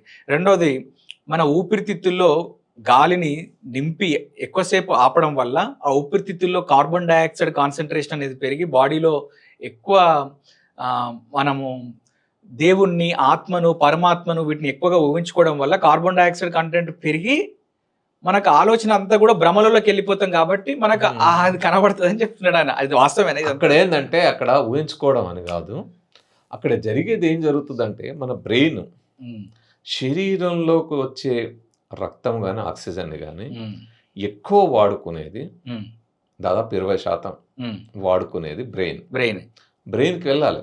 ఆక్సిజన్ వెళ్ళాలి, బ్లడ్ వెళ్ళాలి, 20% దాకా వెళ్ళాలి. మిగతా భాగాలు అన్నీ కలిపి అంటే మిగతా అదొక్క భాగం తప్ప మిగతా అవయవాలన్నీ 80% వాడుకుంటే అదొకటే 20% వాడుకుంటాం. ఇప్పుడు వీళ్ళు ఏమంటారు యోగా పేరుతోటి, మీరు శ్వాసను బంధిస్తారు, శ్వాస మీద ధ్యాస అంటారు. శ్వాసను బంధిస్తే ఏమవుతుంది? ఇంతకుముందు చెప్పినట్టు ఆయన చెప్పినట్టు కార్బన్ డైఆక్సైడ్ వస్తుంది. ఈ కార్బన్ డైఆక్సైడ్ ఎక్కడికి వెళ్తుంది? బ్రెయిన్కి వెళ్తుంది. బ్లడ్లో చేరితే అల్టిమేట్గా చేరేది బ్రెయిన్కి. బ్రెయిన్లో ఆక్సిజన్ ఉండదు, ఆక్సిజన్ పర్సెంటేజ్ తగ్గుతుంది కదా, దానికి ఎక్కువ ఆక్సిజన్ కావాలి, అప్పుడు బ్రెయిన్ పనిచేయదు. బ్రెయిన్ సరిగ్గా పనిచేయదు. సరిగ్గా పనిచేయనప్పుడు ఏమవుతుంది? చిత్తభ్రమలు, భ్రాంతులు వస్తాయి. ఈ భ్రాంతులే దయ్యాలు, భూతాలు, లేకపోతే దేవుడు, నాకు ఇంకేదో కనపడే, స్వర్గం కనపడదు, నరకం కనపడదు అనుకుంటారే, ఇది భ్రాంతులు. సో అంటే నీకు అక్కడ మెథడ్ని నువ్వు సరిగ్గా పనిచేయనియట్లేవు. ఏ మేధస్సు అయితే మానవ అభివృద్ధికి మూలమైన నిన్ను చంద్రమండలం మీదకి తీసుకెళ్ళింది, అంగారక గ్రహం మీదలో కాల్ని ఎట్లా కడతావు అని ఆలోచించే దగ్గరికి తీసుకెళ్ళిందో, 1400 ఏళ్ల క్రితం ఏం జరిగిందని బిగ్ బ్యాంగ్ థియరీ దాకా తీసుకెళ్ళి బ్లాక్ హోల్స్ దాకా ఎక్స్ప్లోర్ చేస్తూ ఉందో, ఆ సత్యాలను చెప్తా ఉందో, ఆ మేధస్సు ఎదగకుండా బంధించడం, ఇది ఒక రకంగా సమాజ ప్రగతికి ఆటంకం. ఇది ఆ రకంగా చేయడం, ఈ శ్వాస మీద ధ్యాస ఇవన్నీ కూడా ఆ రకమైనవి. సో అందువల్ల దానివల్ల అదేం సైంటిఫిక్ కాదు. ఇప్పుడు ఎక్సర్సైజ్ చేయడం దానికి కూడా ఉంటుంది కదా, నువ్వు ఇష్టం వచ్చినట్టు ఎట్లా పడితే ఉంచితే, ఇప్పుడు జిమ్నాస్టిక్స్ చేసే వాళ్ళు ఉంచుతారు, కానీ ఎంతకాలం చేస్తారు? అది 20-25 ఏళ్ళు దాటితే 30 ఇయర్స్ తర్వాత చేయడం ఎక్కడో తప్ప సాధ్యం కాదు. 40 ఇయర్స్ తర్వాత అసలు చేయలేరు కదా. సో ఆ రకమైన అంటే ఎక్సెస్ ఉంచడం, ఎక్సెస్ పని చేయడం అనేది బాడీకి కూడా ఒక లిమిటేషన్ ఉంటుంది, ఆ పరిధి. అది దాటకుండా నువ్వు ఇష్టం వచ్చినట్టు ఉంచితే అది ఎక్కువ కాలం ఏది పని చేయదు. కాబట్టి ప్రతిదీ ఆ పరిధికి, ఆ పరిమితిని గుర్తించే మనం పని చేయాల్సి ఉంటుంది. సో ఎక్సర్సైజ్ కూడా అంతే. నువ్వు ఇప్పుడు అక్కడ కష్టపడి చేసే వాళ్ళని ఉంటే దాన్ని కించపరుస్తూ నేను చేసేదే గొప్ప అని తెచ్చిపెట్టింది ఏదైతే ఉందో దాని నుంచే ఇవన్నీ వస్తాయి. అట్లనే మిగతాది. ఇప్పుడు ఉలితో ఒక రాయిని తీసుకొని చాలా అద్భుతంగా శిల్పంలాగా వాళ్ళు చెక్కారు. చెక్కింది ఎవరు? ఎవరు శ్రమ ఉంది? ఎవరు మేధస్సు ఉంది? శిల్పి. ఒకటి చెక్కాలన్నా, ఒక పంట బండాలన్నా, ఒక కుండ తయారు కావాలన్నా, ఒక బట్ట తయారు కావాలన్నా శ్రమ ఉంటుంది, మేధస్సు. ఈ రెండు పని చేస్తాయి, అయితేనే అది తయారవుతుంది. ఇంత తయారు చేసి తీసుకెళ్ళి గుడిలో పెట్టారు. గుడి కట్టింది ఎవరు? ఇదంతా అయిపోయింది, ఆ గుడిలో పెట్టారు. ఇప్పుడు ఏమంటాడు? నేను వచ్చి 4 మంత్రాలు చదివి ప్రాణప్రతిష్ఠ చేసిన అంటాడు. ఈ గుడి శిల్పి ఎక్కడ పోయింది? చెక్కిన శ్రమ ఎక్కడ పోయింది? మేధస్సు ఎక్కడ పోయింది? నేను ప్రాణం తెచ్చిపెట్టినా అంటాడు. ప్రాణం ఎట్లా తెచ్చి పెడతాం? ప్రాణం తెచ్చి పెట్టగలిగిన వాడి నీ మంత్రాలతో నీళ్ళు అది ఆయనే చేయొచ్చు కదా, నువ్వు విగ్రహం లాగా నీ మంత్రంతో, నీ దాంతో. సో అంటే ఇది ఇప్పుడు ఈ శిల్పులు ఏమవుతారు? శిల్పుల యొక్క శ్రమకు విలువ లేదు, ఆయన మంత్రానికి విలువ వచ్చింది. అట్లా ప్రతిదాన్ని ఈ శ్రమజీవులు ఏదైతే విజ్ఞానాన్ని పెంపొందించుకున్నారో దాన్ని అణగదొక్కడం మొదలైంది, దాన్ని చిన్న చూపు చూడడం మొదలైంది. ఇట్లా ప్రతి చోట ఇవి వచ్చి ఆస్ట్రానమీని దెబ్బతీస్తూ జ్యోతిష్యం వచ్చింది, భవన నిర్మాణాన్ని దెబ్బతీస్తూ వాస్తు వచ్చింది, ఇట్లా శిల్పకళను దెబ్బతీస్తూ వాళ్ళ మంత్రాలు వచ్చినాయి. ఇట్లా ఇప్పుడు మన ఇదేంది, మన మెడికల్ సైన్స్ అభివృద్ధి ఏంది? వాళ్ళు మెడిసిన్ బాగా ఇచ్చి మందులు తగ్గిస్తే ఏమన్నా రాలని? మెడికల్ సైన్స్ అభివృద్ధి కావాలంటే సుశ్రుతుడు సర్జరీ చేయాలన్నా, జీవకుడు సర్జరీ చేయాలన్నా వాళ్ళు ఏం చేసి ఉండాలి? ముందు డైరెక్ట్ ఎవరు మనిషిని కోయారు, వాళ్ళు చదువుకొని ప్రాక్టీస్ చేసి ముందు ఏం చేయాలి? ముందు ఆ సమాజంలో జంతువులను కోసి చూసి దాన్ని పరిశీలించే సంస్కృతి ఉండాలి. అర్థమైందా? నేను రోజు తింటేనే నాకు కార్యము ఇవన్నీ అర్థమవుతాయి. కోసి చూసినప్పుడు చూస్తాను, నీళ్ళు పోస్తే ఎప్పుడు కింది నుంచి ఎట్లా వెళ్తుంది ఇదంతా అర్థమవుతుంది, నీళ్ళు లోపల పోసినప్పుడు ఎట్లా వెళ్తుంది, అది కోసినప్పుడే కదా ఆహారం పేగుల్లో ఎట్లుంది, గొంతులకు వచ్చినప్పుడు ఎట్లుంది, ఇట్లా అనేది అర్థమైతే. మేకను కోసినప్పుడు మన ఊర్లో చూస్తాం కదా. సో అట్లా అభివృద్ధి అవుతుంది. రెండోది ఏంది కోయాలి? సేమ్ మనిషి అవయవాలు కూడా ఇట్లే ఉందా లేదా అని ఎట్లా తెలియాలి? మనిషిని కోసినప్పుడే తెలుస్తుంది. మనిషిని కోయాం కదా, మనిషిని కోస్తే అది వేరు కదా. అందుకని దేన్ని కోయాలి? శవాన్ని కోయాలి. అదే మనిషి శవాన్ని అంటుంది, శవాన్ని కోయాలి. శవాన్ని కోయాలి అంటే నేను అనాటమీ తెలియాలంటే నేను శవాన్ని కోయాలంటే శవాలు ఎక్కడున్నాయి? చనిపోయిన శవము శ్మశానంలో ఉండాలి. ఆ కర్మకాండాలు జరపాలా, నేరుగా స్వర్గానికి వెళ్ళాలి కదా, నరకానికి వెళ్ళాలి కదా, కర్మకాండాలు జరపాలి కదా. కర్మకాండాలు జరిపి అక్కడ దహనం చేయడమో, నేను అది పూడ్చిపెట్టిన ఖననం చేయడమో చెయ్యాలి కదా. ఇప్పుడు వీళ్ళు ఎక్కడ చదువుకోవాలి? మెడికల్ సైన్స్ వీళ్ళు అనాటమీ నేర్చుకోవాలంటే ఏం చేయాలి? ఆ శవాల్ని తీసుకొచ్చి కోయాలి. సో శవాలను ఎప్పుడు కోయాలి? పొద్దునేటికి వస్తే వీడికి ఏదో ఉంటుందని దాడి చేస్తారు, ఇప్పుడే దాడి చేస్తారు కదా. అందుకని వాళ్ళు రాత్రిపూట తెచ్చి లైట్లు పెట్టుకొని దాన్ని కోసి కొత్తవి తయారు చేసుకుని వాళ్ళు ఇచ్చారు. వాళ్ళు ఇచ్చినప్పుడు ఏమైంది? వాళ్ళు మందులు తయారు చేసారు, సర్జరీలు చేస్తారు. ఏమయ్యా నువ్వు మంత్రం అన్నావు, అది పూర్వజన్మ పాప అన్నావు, కర్మ అన్నావు, అందుకే ఈ రోగం వచ్చిందన్నావు, ఇప్పుడు వాళ్ళు మందులు ఇస్తేనో లేదా సర్జరీ చేస్తే తగ్గుతుంది ఏంటంటే ఏమన్నారు? వాళ్ళ దగ్గర క్షుద్రశక్తులు ఉన్నాయి అని ఆ విధంగా దాడి చేసి మంత్రాల పేరుతో దాడి చేశారు. ఆ విధంగా సైంటిస్టుల మీద అది ఇక్కడ భారతదేశంలో పురాతన సైంటిస్టుల మీద చాలా మంది మీద దాడులు జరిగినాయి, చంపినారు, హత్యలు చేశారు, వాళ్ళ దగ్గర ఏదో శక్తులునే. ఈ శక్తులు ఎట్లుంటాయి ఉండవు అంటే మళ్ళీ వాళ్ళే గ్రంథాలు రాశారు. ఏంది మంత్రాలు ఉంటాయి, ఈ మంత్రాలకి ఇది ఉంటాయి, మా ఈ మంచి మంత్రాలు ఈ క్షుద్ర మంత్రాలు. క్షుద్ర అంటే ఏంది మిత్రమా? శూద్రుల విద్య క్షుద్ర విద్య. వాళ్ళ విద్య ఎందుకంటే ముఖమాసి ముఖం నుంచి వచ్చాం. ఇంకేం చెప్తారు? జగత్ సర్వం దైవాధీనం, దైవం మంత్రాధీనం, తన్మంత్రం బ్రాహ్మణాధీనం, బ్రాహ్మణం అవదేవత అన్నాడు. అంటే జగత్తంతా దైవం ఆధీనంలో ఉంది, దైవం మంత్రం ఆధీనంలో ఉంది, మంత్రం నా దగ్గర ఉంది, నేనే దేవుడిని అన్నాడు. సో నేను చెప్పేది గొప్ప అవుతుంది, నేను చెప్పేది పవిత్రం అవుతుంది. మీరు కష్టపడి చేసేది శ్రమ. మీరు చాకరీ చేయడానికి పుట్టారు, కాళ్ళ నుంచి పుట్టారు, అసలు మీ దానికి విలువ ఎక్కడిది? మరి విలువ లేకుండా నేను మరి ఈయన ఇచ్చిన రోగం తగ్గుతుంది కదా. అందుకే మీరు ఆ గ్రంథాల్లో చూడండి, వైద్యుడిని చాలా కించపరిచే విధంగా ఉంటుంది. ఎవరైతే ట్రీట్మెంట్ ఇస్తారో వాళ్ళని ఒక దశలో మంత్రగాళ్ళ కింద ట్రీట్ చేసి చంపారు, శూద్ర విద్యలు క్షుద్రులు అని. ఏ గ్రంథం సార్? గ్రంథం పేరు మనుస్మృతిలో లేదా? మనుస్మృతిలో లేదా, ఎన్ని గ్రంథాల్లో లేదు. సో వైద్యము అనేది చీము తింటే ఎట్లనో వైద్యుడి చేత తిండి తింటే అంతే అని ఉంటుంది. అంత హీనంగా చూస్తారు. సో హీనంగా చూస్తూ వీటన్నిటిని దెబ్బతీస్తుంటే ఇంకా సైన్స్ ఎక్కడ ఎదిగింది? అందువల్ల ఈ దేశంలో సైన్స్ ఆగి. కానీ మనం అనుకున్నట్టు ఎక్కడైతే మేధో వికాసం జరిగిందో అక్కడ ఈరోజు నాన్ బిలీవర్స్ పెరగడం కానీ, వాళ్ళ మానవ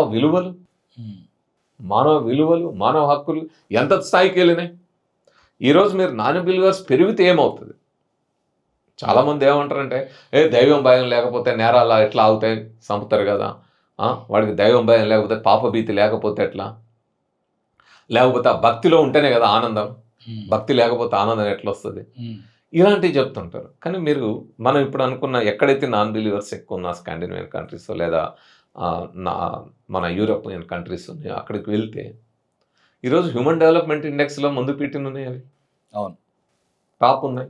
హ్యాపీనెస్ ఇండెక్స్లో టాప్లో ఉన్నాయి. నేరం, అక్కడ నేరాలు ఏ స్థాయిలో చూస్తారు? హత్యలు చేయడమే కాదు, హత్యలు చేయడం అనేది చాలా తక్కువ ఉంటుంది, మానవంగాలు తక్కువ ఉంటాయి. అక్కడ నేరం ఏ స్థాయికి వెళ్ళింది? చిన్న పిల్లలకు కూడా హక్కులు ఉంటాయి, మానవ హక్కులు, బాలల హక్కులు ఉంటాయి. పిల్లల్ని, తమ సొంత పిల్లల్ని కొట్టినా కోప్పడ్డా నేరం, జైలు పంపుతారు. ఆ మధ్య నెదర్లాండ్స్ లో ఇండియన్ పేరెంట్స్ పోయింది చూసి. అంటే మనిషిని ఒక ఉన్నతంగా తీసుకెళ్ళి, అంటే ఏ దైవమో ఏ శక్తియో అది ఉన్నతం అని చెప్పకుండా మిగతా మతాలు చెప్పినట్టు దైవము అనేది ఉన్నతము, నువ్వు చనిపోయిన తర్వాత అక్కడుండే ఆత్మ గొప్పది అని చెప్పడం కాకుండా, ఈ భౌతికమైన మరణానంతర జీవితం లేదు అని అర్థం చేసుకుని ఇక్కడే మానవులని గౌరవించి, మానవుల యొక్క స్వాభిమానాన్ని గౌరవించి, సెల్ఫ్ రెస్పెక్ట్ని గౌరవించి, ప్రతి ఒక్కరికి రైట్స్ ఉన్నాయి చిన్న పిల్లలతో సహా అని గుర్తించి, ఈ రైట్స్ ఉండి మనం ఉన్నతంగా ఎదగాలి అంటే మన పర్యావరణం కూడా కాపాడబడాలి, చుట్టూ ఉండే జీవ వైవిధ్యాన్ని కాపాడుకోవాలనే ఆలోచన ధోరణి పెరిగితేనే మనం హ్యూమన్ డెవలప్మెంట్ ఇండెక్స్లో కానీ హ్యాపీనెస్ ఇండెక్స్లో కానీ ముందుంటాం. అది పెరిగింది కాబట్టి ఆ దేశాలు ముందున్నాయి. ఇప్పుడు ఎడ్యుకేషన్లో మీరు టాప్ మోస్ట్ కంట్రీ ఏది చూసుకుంటారు? ఫిన్లాండ్. ఆ పక్కన ఉండేవన్నీ కొద్దిగా గొప్ప అటు ఎదుగుతా ఉన్నాయి. ఎందుకు? సో ఈ రకమైన ఆలోచన ధోరణి మేధస్సు పెరగాలి. అది పెరగకుండా మనం కేవలం మతంలోనే కొట్టుకున్నంత కాలం మేధస్సు ఎదగదు. ఇంకా 1000 ఏళ్ల క్రితమే ఆ మేధస్సు ఘనీభవించిపోతుంది. అందుకని అక్కడ మనకు డెవలప్మెంట్ కనపడదు. ఇప్పుడు అమెరికా లాంటి చోట్ల కూడా టెక్నాలజీ పెరుగుతుంది అంటే ఎట్లా పెరుగుతోంది? నాన్ బిలీవర్స్ సంఖ్య పెరుగుతుంది అంటే. అందుకే కదా ఐన్స్టీన్ కానీ, లేకపోతే మనము స్టీఫెన్ హాకింగ్ కానీ, మేడమ్ క్యూరీ కానీ, అలాంటి పెద్ద పెద్ద సైంటిస్టుల జీవితాలు చూస్తే అక్కడే కనపడుతుంది. చాలామంది సైంటిస్టులు, ఈవెన్ నమ్మేవాళ్ళు కూడా దాని నుంచి బయటకు వచ్చి పరిశోధన చేస్తేనే, దాని నుంచి బయటపడి సైంటిఫిక్ మెథడ్ ఆఫ్ సైన్స్ పద్ధతుల్లోనే, సైంటిఫిక్ పద్ధతుల్లో పరిశోధన చేస్తేనే ఇది ముందుకెళ్తుంది. సో ఇట్లా మనం తీసుకుంటే భారతదేశంలో కూడా ఈ చార్వాకులు, బౌద్ధం, జైనం ఉన్న కాలంలోనే science development, scientific temper development జరిగింది. ఎప్పుడైతే దీన్ని దెబ్బతీస్తూ మన ఈ మనువాద వ్యవస్థ ఈ దేశంలో కులాన్ని ఘనీభవించింది, ఇందులో ఇంకో ప్రమాదం కూడా జరిగింది. ఒకటి, ఈ శ్రమని, ఈ మేధస్సుని హీనంగా చూడడం ఒకటైతే, రెండవది నువ్వు నాకు ఎందులో ఇంట్రెస్ట్ ఉందో, ఏ వర్క్లో ఇంట్రెస్ట్ ఉందో అందులో నేను పోతే నా ఇంట్రెస్ట్తో క్రియేటివిటీగా కొత్త అంశాలు కనుగొనగలుగుతావు. అలా కాకుండా నువ్వు ఈ కులంలో పుట్టినా కాబట్టి ఇదే కులం చేయాలని కులాన్ని వృత్తికి పరిమితం చేసావు అనుకో, వృత్తి కులం, ఈ గీత గీసిన తర్వాత నీ బ్రెయిన్ ఎందుకు ఎదుగుతుంది? నీ ఇంట్రెస్ట్ ఏడుంది? నేను ఇలా పుట్టినా కాబట్టి చేయాలి, అంతకుమించి ఏముంటుంది. అప్పటికి ఇక అందులో కాస్త ఇక ఇళ్ళనే ఉన్నాం కదా తాత ముత్తాతల నుంచి అనుకొని అప్పటికి కూడా అందులో కొంత క్రియేటివిటీ ప్రయత్నాలు జరిగినాయి. ఇప్పుడు అగ్గిపెట్టెలో చీరనేయగలిగినది కానీ, లేకపోతే ఇంతకుముందు చెప్పిన మాట అనేక అంశాలు మనకు కనపడతాయి. కానీ అవి ఇంకా బాగా ఎదిగి అసలు కొత్త కొత్త ఆవిష్కరణలు ఈ దేశం మీద రాకపోవడానికి కారణం ఈ మనువాద కుల వ్యవస్థ. ఎప్పుడైతే ఈ కులం నుంచి మతం నుంచి మనిషి బయటపడి తన మేధస్సు ఆ బంధనాల నుంచి ఈ మెదడుకు స్వేచ్ఛ దొరుకుతుందో అప్పుడు మనిషి ఉన్నతంగా ఎదుగుతాడు. అందుకే భారత రాజ్యాంగంలో ఆర్టికల్ 51Hలో మనం పౌరుల ప్రాథమిక బాధ్యత గురించి చెప్పినాం. To develop scientific temper, spirit of enquiry, humanism and reform.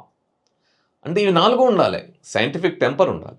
Scientific temper ఎప్పుడు వస్తుంది? స్పిరిట్ ఆఫ్ ఎంక్వైరీ అంటే ప్రతిదాన్ని వైజ్ఞానికంగా పరిశీలనాత్మక దృష్టి ఉండాలి.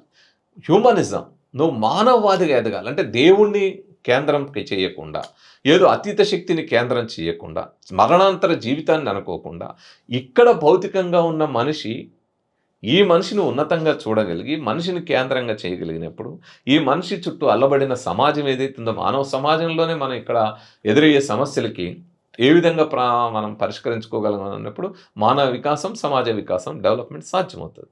తర్వాత సంస్కరణ అభిలాష. పాత మతాలు, పాత ఆలోచనల దగ్గరే నేను ఆగిపోతా అనకూడదు. ఇప్పుడు మీరు చూడండి, జియోసెంట్రిక్ థియరీ నుంచి హీలియోసెంట్రిక్ థియరీ కోపర్నికస్ ప్రవేశపెట్టిన తర్వాత మతమేమో నా నమ్మకాన్ని విరుద్ధంగా వస్తామని దాడి చేసింది. కానీ అంతకుముందు దాన్ని చెప్పిన సైంటిస్టులు కూడా సైన్స్ ఏ విధంగా స్వీకరించింది? దీంట్లో వాస్తవం ఉందా లేదా అని పరిశీలన చేసి ఆ తర్వాత అనేక మంది సైంటిస్టులు పరిశీలన చేసి ఇదే వాస్తవం అని తెలిసిన తర్వాత తమ జియోసెంట్రిక్ వదిలిపెట్టి ఇందులోకి వచ్చారు. సో రిఫార్మ్ జరుగుతుంది. మతం ఆ రిఫార్మ్ను అంగీకరించదు. సో ఈ రిఫార్మ్స్ కూడా ఉండాలి, సంస్కరణాభిలాష కూడా ఉండాలి. ఉండడమే కాదు, వీటిని డెవలప్ చేయమని చెప్పింది, నీ బాధ్యత అని చెప్పింది మన రాజ్యాంగం. కాకపోతే రాజ్యాంగ వ్యతిరేకులు దాన్ని వదిలిపెట్టేసి మూఢత్వాన్ని పెంపొందించడమే మా బాధ్యత అనుకొని దాన్ని పెంపొందించే ప్రయత్నం చేస్తుంటారు.